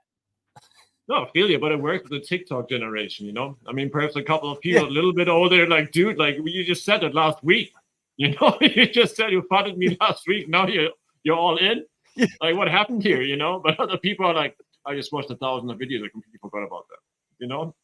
Like the time spent, like the attention span of some people is like so short circuit right now that you can literally tell them opposite things in a matter of weeks, and they're just going to be like, this guy really knows what he's talking about. You know, like, it's embarrassing too. But again, if you're just a sheep following a big influencer, you're not doing crypto right. Not at all. You're just like, you're literally just like following a YouTuber that has always selfish intentions. Who do you think you're working with? You know, like there's no Buddha in crypto. Just to say that, perhaps Steven is. Props out to Steven. Yeah. Here we go. Coexistence, Steven. Steven's I talk to him all the time. Steven's the man. We have the same birthday somehow. Crazy shit. That's a pretty nice synergy right there. Like some more than a coincidence. Yeah, brother. I feel like cool stuff. And I also dig the whole like combination of like mindset behind this whole thing, because it's crypto is cyberpunk. If you don't get that one, you're just doing the mainstream shit that everybody's doing right now. Is just buy Bitcoin. Go and buy Bitcoin. If you want that kind of like if you want the Matrix, go with that one. But if you try to do something for yourself via DeFi, I mean, it doesn't mean you can't have stocks. Again, I'm not a Maxian anyway. I also said that last week with Steven. If you want to go for gold, if there's a bull top, you're going to buy some gold. You want to buy some real estate. You want to buy some real, say in parentheses, real life value. Yeah. I'm all about that. I mean, to be honest, the only really good business, really like good investment I've done until right now, besides crypto, is real estate. Buying in an early stage here in Colombia when everybody was, oh God, Colombia, Pablo Escobar, you're gonna get killed here and shit. And now the real estate went up in 10 years, what, like 100? 100 times the price. You feeling me? Wow. Just for being visionary a little bit and having the balls to be here without being like, oh my God, I'm a white European, they're gonna rob me. And so I feel like crypto is the same thing too. Sometimes you have to show balls and go through the bear and be like committed to it if you know it's a good play. Again, not talking about shitting meme coins right now and going the bear on a meme coins. There's no way I would do that, you know. But utility also not gonna go. And you're right. Like, big companies are using already Heretic. There is stuff that's happening. We need the connection between a real utility blockchain technology and all the like hyped up 99% of the tokens bullshit, like scams, pyramid, Ponzi shit. We want also the tech stuff, because the tech stuff is the real deal that's gonna bring adoption to the whole world. Yeah, Fast Abdul, I'm agreeing with you. And why I'm into Atropa is pretty easy, because I like the tech. I really like the math behind it, the algorithm this guy has built. I'm looking at what his CV is, and that he worked for NASA, and that he fucking coded the cryptographic program for nuclear power plants. And I'm like, dude, yeah, here we go. I'm on that team. Why? Because he's a fucking genius, and not because I'm just trying to shill some coins. And I feel like it's something. I'm again, like, I'm not trying to tell people buy a trope at any time and it's just going to do 1,000x right now and PDA is going to pack in 2 months, you know. But look at the evidence for yourself. Check out the decentralized videos, 9 Iron Capital content, Autonomics content about that stuff, the Verse content, Stevens content. And if you still have issues yourself and you're intelligent enough and educated enough to research, go and research. And please bring up any argument that shows us that we're wrong, that this guy is not a benevolent, but how's it called, malignant actor. And I'm down to look at it. I'm not like looking like this into a tunnel right now just to be like, oh, this guy's God. He's a new Richard. Now I have to admire him. And I have to say yes to everything he's saying on his IRC chat, you know? It's like, take it a step back and be like, this guy, all right, has good math, has a system that's unique, but you don't have to love him as your father to be successful in crypto, you know? And I feel people took it too far with Richard there too. Richard is a genius, probably one of the most intelligent people in crypto, 150 IQ plus, Vitalik level, definitely. But again, like, he's not the only genius in crypto. He should not be like there's no other people that are really good builders. There's really good devs out there. And because they're not associated with Richard doesn't mean that they're bad people or they not have a good community, like you're saying.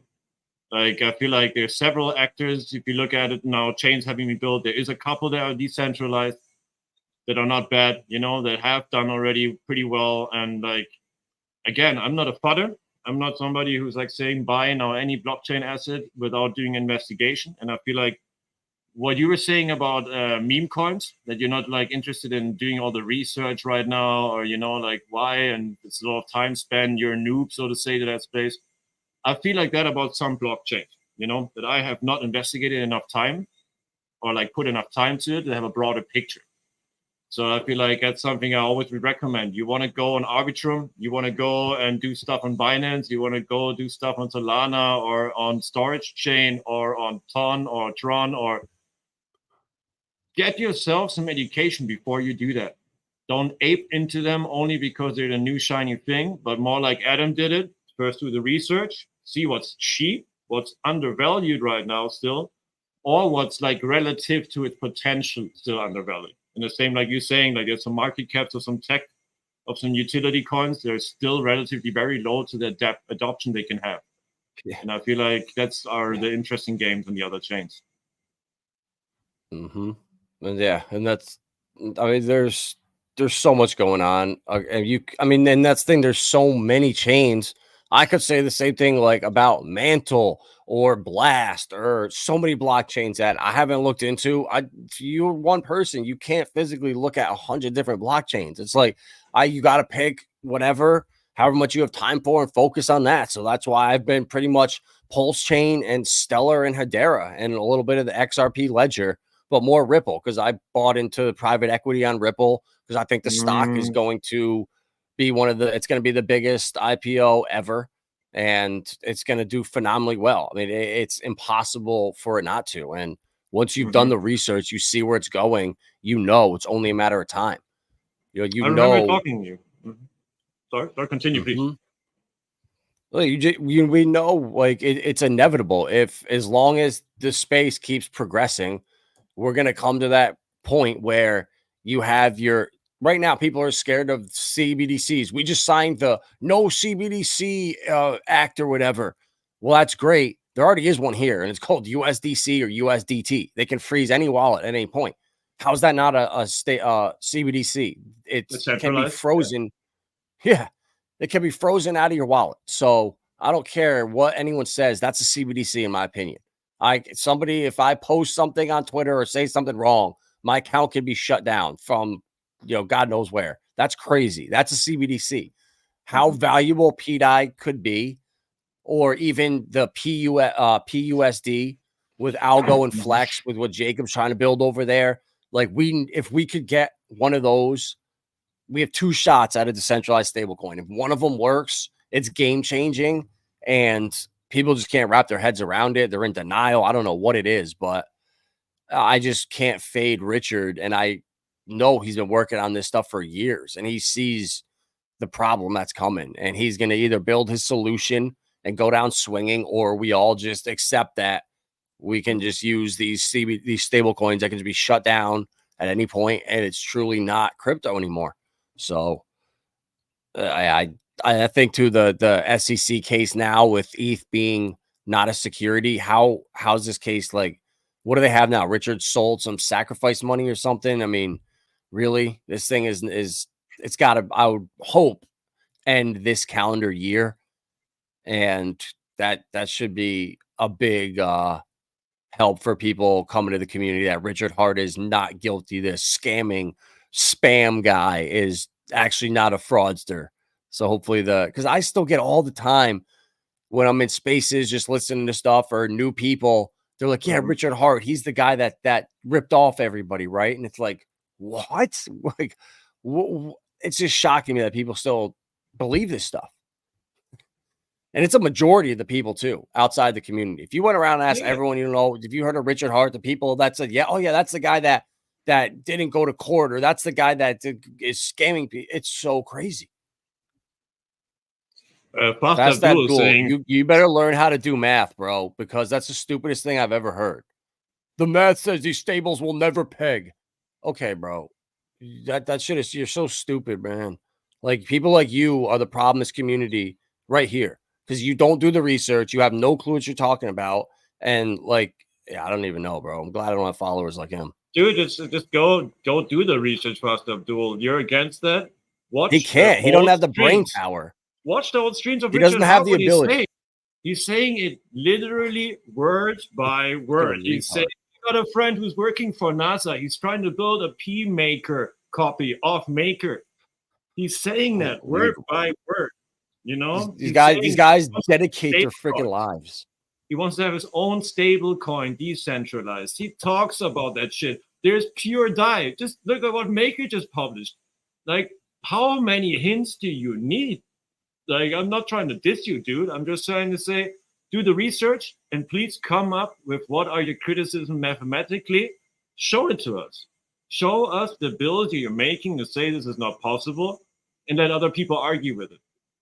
Don't be don't be so prejudgmental about this thing. Then again, I'm not saying that because I want you to buy a Tropa. I don't care. I really don't care that you're not buying this. I really don't care that you're not shilling it. I'm not trying to shill you this. I'm just saying, judge the tech after really looking into it, and not just like, oh yeah, it's a stable coin out of thin air, so how can this ever peg? I heard that from Crypto Coffee. I heard that from Somi. And you know what they're saying now over with this stuff, no? You have listened to what they're saying. They're positive now about it because they've looked into it. And I guess that Crypto Coffee, we can agree, is normally a very benevolent actor for the space. So why would he say it's all right if it's a scam? I just want to hear arguments. I'm tired of this whole like, it's a scam. This could never happen. Oh God, how can you be so stupid? And it's like, yeah, okay, then show me arguments. God, I just don't like to discuss. How much is being burnt every day? Yeah. And it's just insane to know, again, it's insane to know how much Maria has in money lying in the Tropa system right now and how he could rock the whole system if he wanted to. And he has not, So what are the arguments to discredit this guy? I'm just feeling like, again, fast after you're building a completely different like protocol on chain that has nothing to do with the tactic of a Tropa. There doesn't have to be a competition out of this, I'm very happy if 2Fox is successful. Like, I think it's good for the whole ecosystem. And I don't get the whole hate towards the Tropa system from that many people, but whatever, people like to hate, and I'm really a person who likes to fill my life with hate. I don't give a fuck about hate. I give a fuck about being happy and spending my time in stuff that's constructive. So yeah, just leave this conversation to somebody else. Somehow PDI went from like a $200 bag to now the biggest bag in my portfolio, worth more than my Pulse and my Pulse X. So I guess it's definitely a scam. Yeah, it's 100% scam. I hope 2Fox can do 1/10 of what PDI can do. So meme stable coins outperforming your coin. That sucks. You're shitting on a coin, it's outperforming yours. So that's funny. If you have a big hex bag, again, it does not mean that it's just, I don't really get this whole, I think like the mentality of having one token before, having hex before, and now having that variety and competition and so on is something that a lot of people really don't have like cope with well, They're always like, yeah, but you're just funneling money out of, it's like you can put it like into endless glitches, just funneling money out of, and you're like, dude, like you just want to keep it and there's no trading? You think people are just going to ratio trade between 4 tokens and that's it? And that's going to be the chain? No, obviously that doesn't bring anybody into this. Like, we need good tech. And that's why I'm all about the positive tech impulse chain. I'm not about shitting shit coins. I don't want to be like, hey, there's this fork of this meme coin now I can invest in, and I'm going to bring my crowd and be like, yeah, no, I bought it first. Now I'm shitting it to you and I'm going to sell it into your face. No. But like, where you have to FUD other projects, no, just don't FUD. We don't need more FUD. I'm not crying about red candles. I'm in a 3x of my whole portfolio because of what? PDI, Atropa, and Teddy Bear.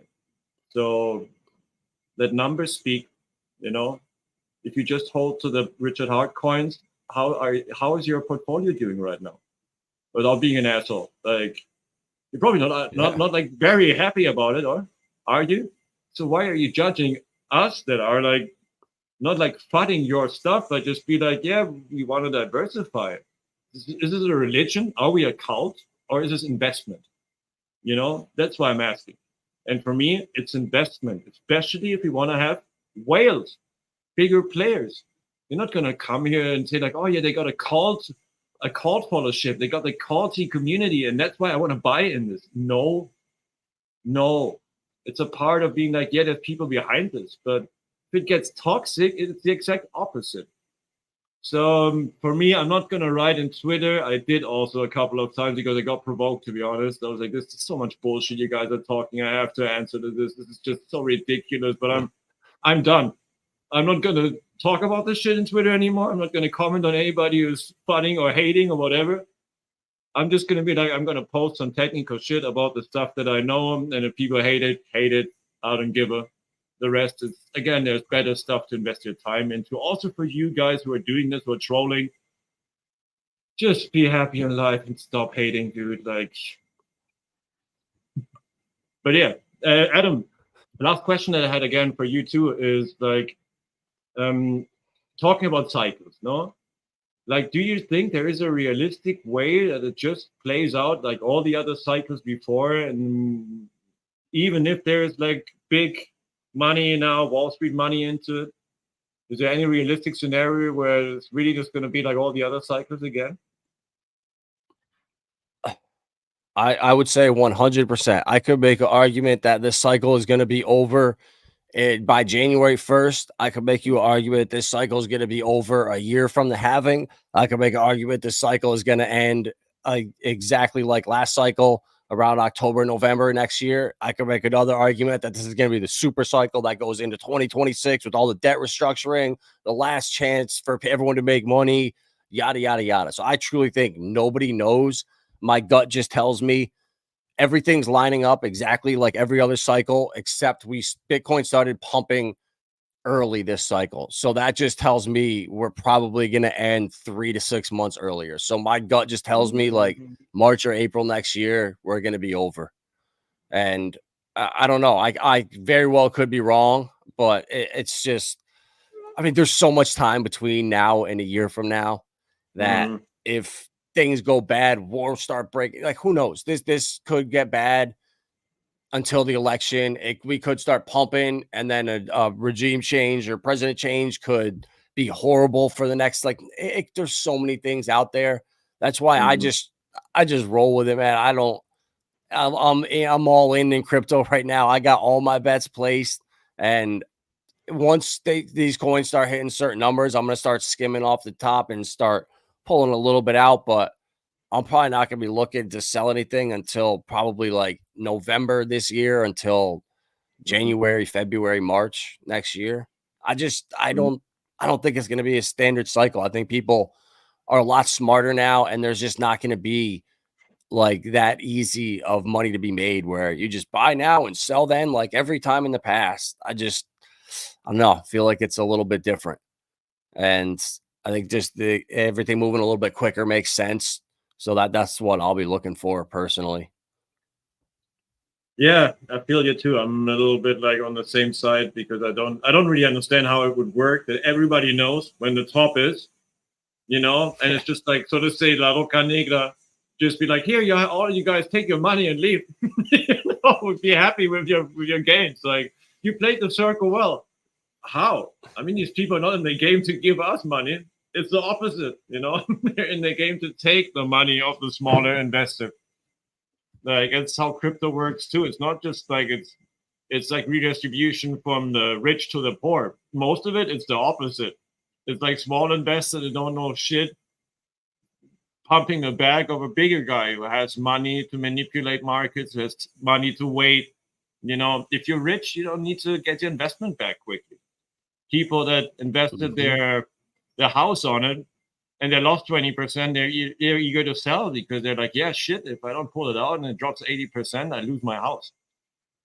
So like, it's also like where you're coming from. And I feel like be realistic about it and don't listen to too much euphoria.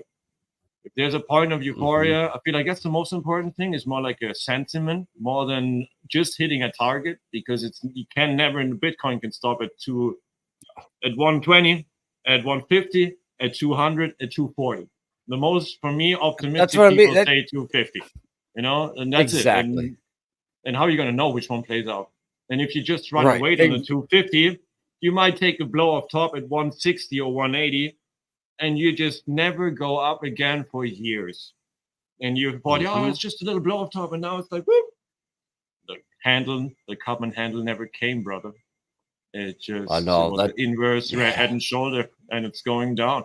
Sorry, a head and shoulder, and it's going down. Yep. Yep. That's like, it's so hard too. I mean, now obviously this is like almost my second full cycle, like third, 2.5, I would say, but you start recognizing stuff like when Banter was so bearish on ETH and everyone was like, okay, this can't sustain anymore. He's got to start moving. And then a week later we're up, 35% or whatever. And I think there'll be some clear top signals, either with Ripple IPOing, Circle IPOing, some weird ETF that comes out. I mean, there'll be some kind of topping event. that I think we'll be able to identify a little bit easier this time around versus everyone just in. But then again, you have 2-3 months of pure euphoria. Everything's pumping. People get so delusional and just completely forget about times like this right now. So Agreed. Another little question here. How diversified are you into a tropa? I mean, obviously you will have P-Dime, a tropa, teddy bear, the big ones, but did you go down the rabbit hole and like went into all the other layers, like into BFF, no nukes, and so on and so on? I got some TSFI and some legal, but I had my bags of it, and then we all had all the P-Dye from last summer, and then I started really focusing on Sunny stuff, and I really wanted to try to get 1% of as many of his reflection coins as I could. So I've been really focusing on his ecosystem because I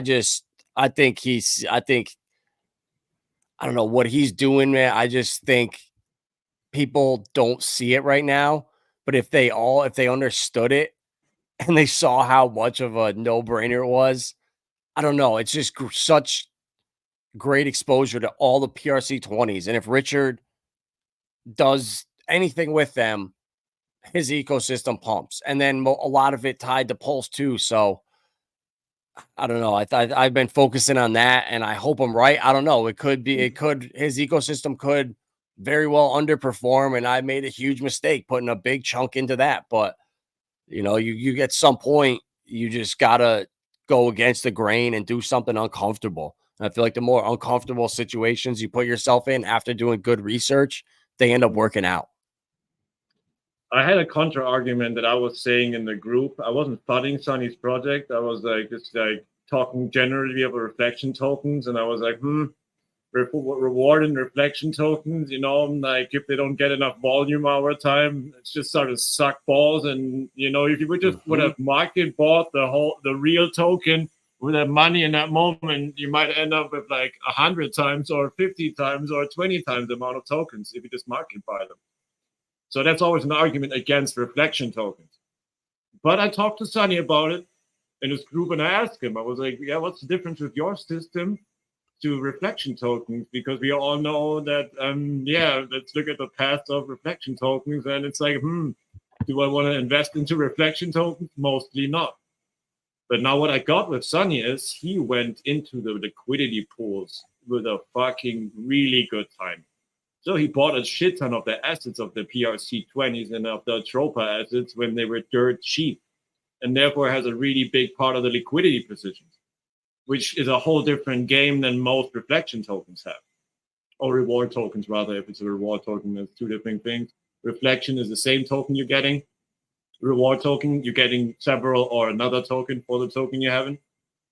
But yeah, I'm agreeing it's a unique system, and I'm eager actually to do a stream with him sooner than later to let him explain his liquidity bonding machine, arbitraging heavily. Because I see that, and I'll be honest, like now props to Mars out there, one of our fellow friends here from KSB. I'm just saying there's a couple of people that have been doing this kind of stuff, with some tokens out there. Some people might not have noticed, but like creating liquidity bondings and liquidity pools and trying to like sort of say create like webs of where the dexes and the arbitrage bots send through volume, like an echo that just continues and continues and ripples into the system with and stays in the system, at least in a certain percentage, obviously a small percentage, but it builds up over time. So knowing that, like the whole system of like echoing through Sunny's reward tokens, and again, they're also like a spot ETF a little bit, not really spot ETF, but you have a ton of PRC 20s, and you're buying one token, let's say A1A, for example, and you're representing all of this bag like it would be a fund, and you don't have to buy all of the token yourself, because in the end, if they perform well, A1A is going to perform well for the bonding. So I get these ideas, and I think they're good. And I honestly, until right now, have not heard anything bad about Sunny rugging people or like recommending shit to people. So I think he's a benevolent actor. And we need more people building these systems that are kind of unique because, again, reflection tokens normally suck. Yeah, bro. And I just know, like, yeah, I gotta give Chris a bunch of credit for it because Chris is constantly in private chats with those guys and, you know, just doing research, figuring stuff out. And he was the one. He's like, dude, yo, I would look at Rewarder, I would look at Inkar, I would look at Pulse Christmas, and he was telling me, like, right when Sonny was launching, he's like, oh, yo, Sonny just launched a new one. Sonny launched a new one. So, you know, I know how complicated these things are, and if it takes me 4 freaking months to even kind of have a grasp of what's going on, I just know the average person tries to look at this as like, I don't even know. I give up. Give me teddy bear. And I think that's what's going on right now. But I just know the way this stuff is set up, like, it's only a matter of time. Like, his system can't fail from when he started it, the way he set it up with everything burning and just filtering back into A1A and B2B. I haven't been able to find one person that's been able to put a hole in it, tell me why it's not going to be. All I hear are people that are way smarter than me, all telling me why I should own it, and 0 people telling me why not that are on that level. So at some point you got to, you know, just trust the founder. Like, you believe in Richard, you believe in his products, you know, go listen to Sonny. The stuff's on the blockchain. Listen to him speak. He's always trying to help people. It's like, what's he got? How's he going to benefit scamming people right now? Like, so at some point you kind of got to just stop thinking about the imaginary horribles and look at stuff through a positive light. Like, he's here to build. This is what he does. And he built something great, and use it as an opportunity. Not, you know, you got to be on the best coins that performed for me were the ones that I bought and forgot about last cycle. The things that I bought expecting to do 100,000x on, they did the worst. So I don't know, that's the way it is. What are your thoughts about X's in the whole system? Like the X is alive, the solid X, the Nope, the Fire, Hex Fire. What are your thoughts about that system? I feel like that's one of the bigger systems besides Tangang, Atropa, ECT is definitely that one right now. What are your thoughts? I mean, I honestly personally like Axis, first of all. I think he's a really good TA guy and has been very kind to me personally without like having to, you know, so I feel like from what I know, he's a good guy. I've not really, so to say, I wasn't early in that stuff. So I've not like FOMO bite the top or something, but I'm looking into these assets because I'm looking at the system and I like the tokenomics. What are your thoughts about that? About that system? I missed the boat on Axis's coin early, but I got into Solid X. And I just think when you have a huge whale behind you, that's something that is probably gonna have a hard time failing. If you have somebody there that is going to support it, that has the money to, I would feel comfortable in that ecosystem. So I like it. I think Axis, he's always been good to me. I stream with him a bunch, and I've never been like, oh, I don't know, something feels wrong. Like, he's such a nice guy, and you know, I try to support people like that. He's always been supportive of Lindsay and everything we do. So I'm a big fan. And with Fireware there behind them, I just don't know how it doesn't do really well. And I think that they're fortunate. And I don't know if that's lucky or whatever, but when you work hard and you do good work, you help people out, people want to support you. So call it luck or call it he deserves it for everything he's done. You know, it is what it is, but I like the ecosystem. Yeah, me too. And I think it's another benevolent actor in the system that has been building bit by bit this whole. They have been building. There's several people, obviously. I mean, it's not just Axis there, Crispy and so on. They have been building, and yeah, I mean, just feel like it's what we need, what we really need. And why do I dig Axis? Because he doesn't talk shit about other people, too. Because he's just technical and positive, and I feel like Is that too tough? Is that so hard to be? Like, just be like focused on something fucking positive? But even when his coins also, the tokens went down pretty hardcore from the top, and he still would be like, yeah, believing in the project, talking about the tech, the tokenomics. Everybody wants to sell the low, go for it. You know what I'm saying? But like, not creating crazy expectations neither. And yeah, I'm down for that stuff.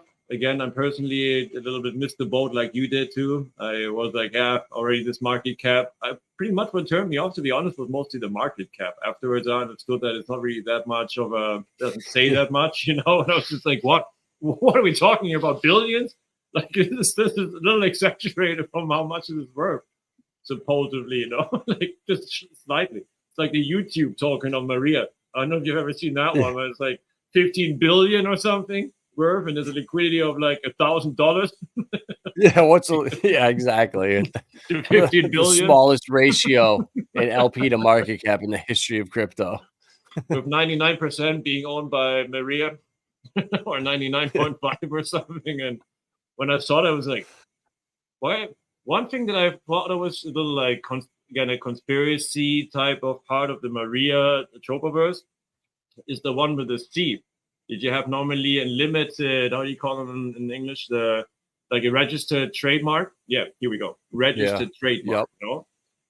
I was really like, that was kind of making me wonder when this shit started, that there's tokens coming out with a registered trademark sign, because it just feels like, is this guy patenting stuff already? Like where is this? Is this real life assets? They're just coming afterwards and people don't understand it yet. And, you know, I like to go down the rabbit hole. So I was like, this stuff's interesting. And what's the whole play behind this? Is he trying to tokenize the whole world or what? Like, and then the stuff comes out like prostitution, and you're like, who makes a coin or token called prostitution and then it's suspended in the ticker? Like, that shit's definitely partially freaky. I'm honest. Like, even I'm like, sometimes like, I don't get his train of thought behind it. I'm just like, this is weird but interesting.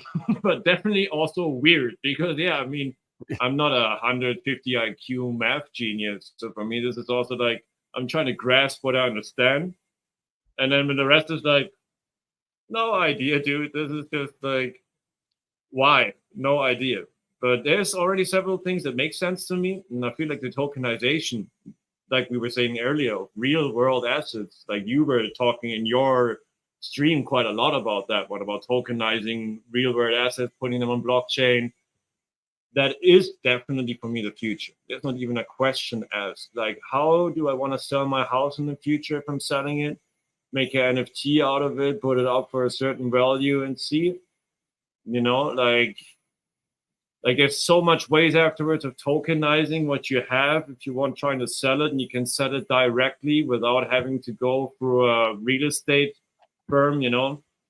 Like, this is just the beginning for me. I feel like the tokenization of the world is just starting, and it's, I guess, one of the biggest ideas behind Maria for me is exactly that. It's about building a DeFi, decentralized bank that has the possibility, with different law systems around the world that are conformed to this country, that, let's say, like, for example, Emirates, or let's say it's Japan, or let's say it's Australia, different laws, different tokens, different possibility as marketplaces and tokenization. And I feel like that's, for me, the end game, is really like creating kind of a copy of the universe on chain. Sounds a little ambitious, but kind of that's my take on it.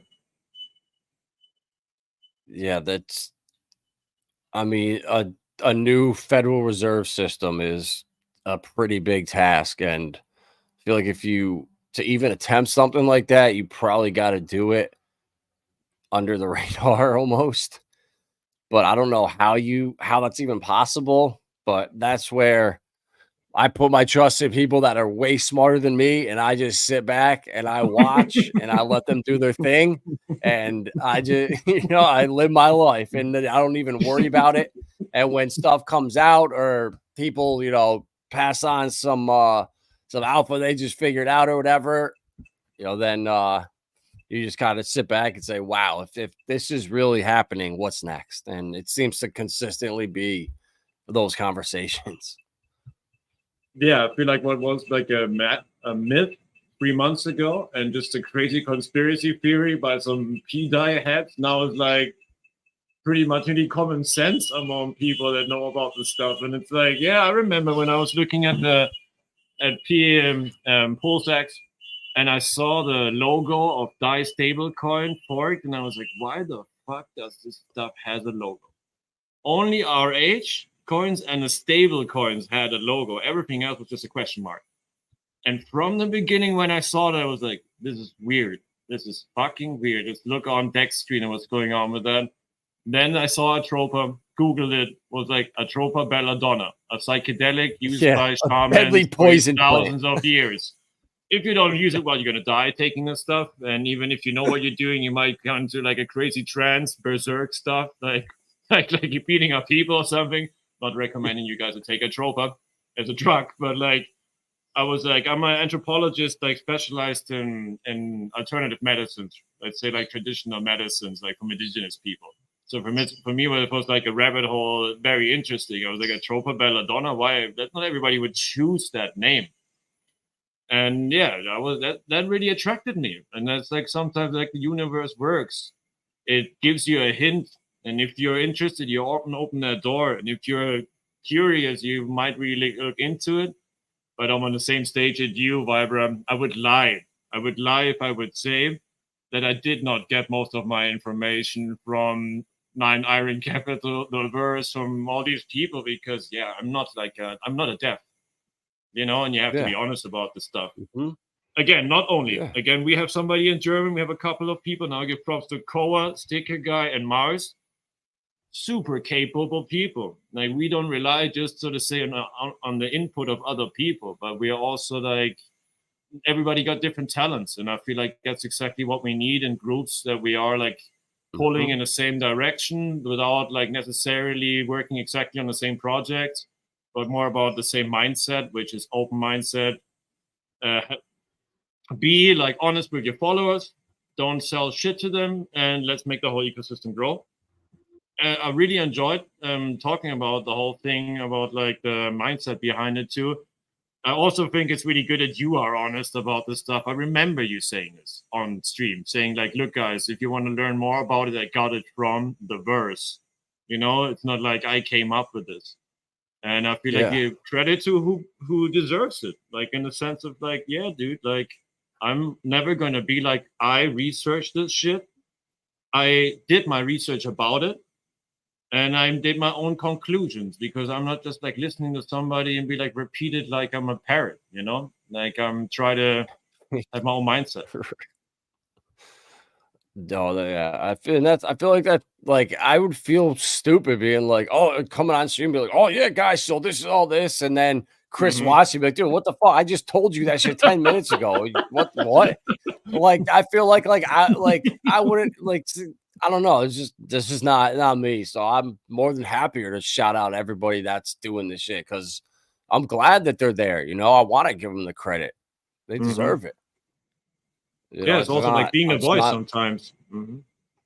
No, sorry, please. I thought you were done. But no, I mean, it's like you're spreading the word. Exactly. And you're not spreading it only that. I mean, you're not just, again, repeating what they're saying. You're doing your own research on other chains too. I know that. And it's not like you're just, so to say, watching the verse and then afterwards make like a reaction video about it, where you're like, that's what he said. And I'm agreeing 100%. It would not be too interesting.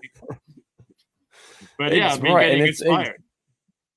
Exactly. And, I talked to a bunch of different people, and when a lot of people have very similar opinions and a couple people just throw out the crazy shit. And I love hearing all of it, because between everybody, it's like they're pretty much all on point, but either someone's missing something or not seeing something. So just the more people you can talk to and just bounce stuff around with each other, you all just grow and learn together. So that's what I'm all about and what I try to promote. So it's not all about just me or.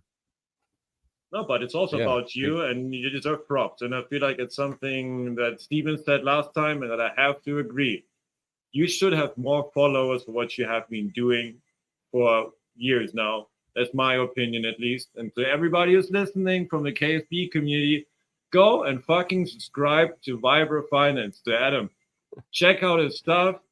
Watch his streams. It's worth it. He got some stuff that really not a lot of people know about. I've been doing it myself, you know, and I just be like, guys, please support a person like this in the space. The same thing I would say for Steven, I would say for Coach X, I would say for people who are like, that are positive for us, that we want to grow. We don't want to grow. We don't want people to grow that are fucking annoying and toxic. We want people to grow that have good intentions, because that's just going to show who we are as a chain, that we're not a scam chain. Again, we all know that Richard provoked the LTC case. He's not a retard. Like, he was literally asking for it. He was fucking like grinding his ass on some Lambos to get sued, dude. Like how much further are you gonna take it? You know, like, he really wanted this to happen. If you don't know that one, you're naive again. You really think he did that outrage marketing without a reason? You think that would have brought adoption of like big whales? You really think that's was his theory? It was not. This whole thing has been prepared for years. The whole maker thing has been prepared for years. It's all timing. We don't know exactly when what's going to happen, but if you're a believer in RH coins or in other PRC20s, don't fucking sell the low, dude. Please don't waste your time and your money that you've been waiting now to like exit something that all of these things that can do some serious life-changing gains for you guys. And that's my recommendation for everybody who's listening. Don't FUD yourself out right now, even if it goes down another 30%. For that swing trade, a lot of risk. You know, 30% more, or like you're missing out on a 2x in a couple of days. It's your choice. I wouldn't do it. Me neither. One last thing Zoom too. out. Yeah, zoom out. KSB again, because some people might have come in a little bit late. I have to do the shill. The events. Please support the tour guys. It's going to be great. We really did what we could to get some really competent speakers in all of our conferences. It's going to be very different to see these people in real life, ask your questions, see devs like Maria that have never talked maybe to anybody besides like 2 dozens of people that we know, even if. And yeah, I feel like I'm sad that you're not coming to Amsterdam, honestly. I really thought you might, but I also know you have your life there, and it's not like we can just pop off. Anyway, fly to Europe, so it's going to happen because I'm there. I'm not just taking a trip for Colombia to just be 2 days in Amsterdam. I'm staying 6 weeks, so I got my time. But hopefully in another occasion, dude, I really would appreciate meeting you. And if you're trying to see something different from the landscape around you sometimes, you're welcome, brother. Anytime, yeah? That's beautiful.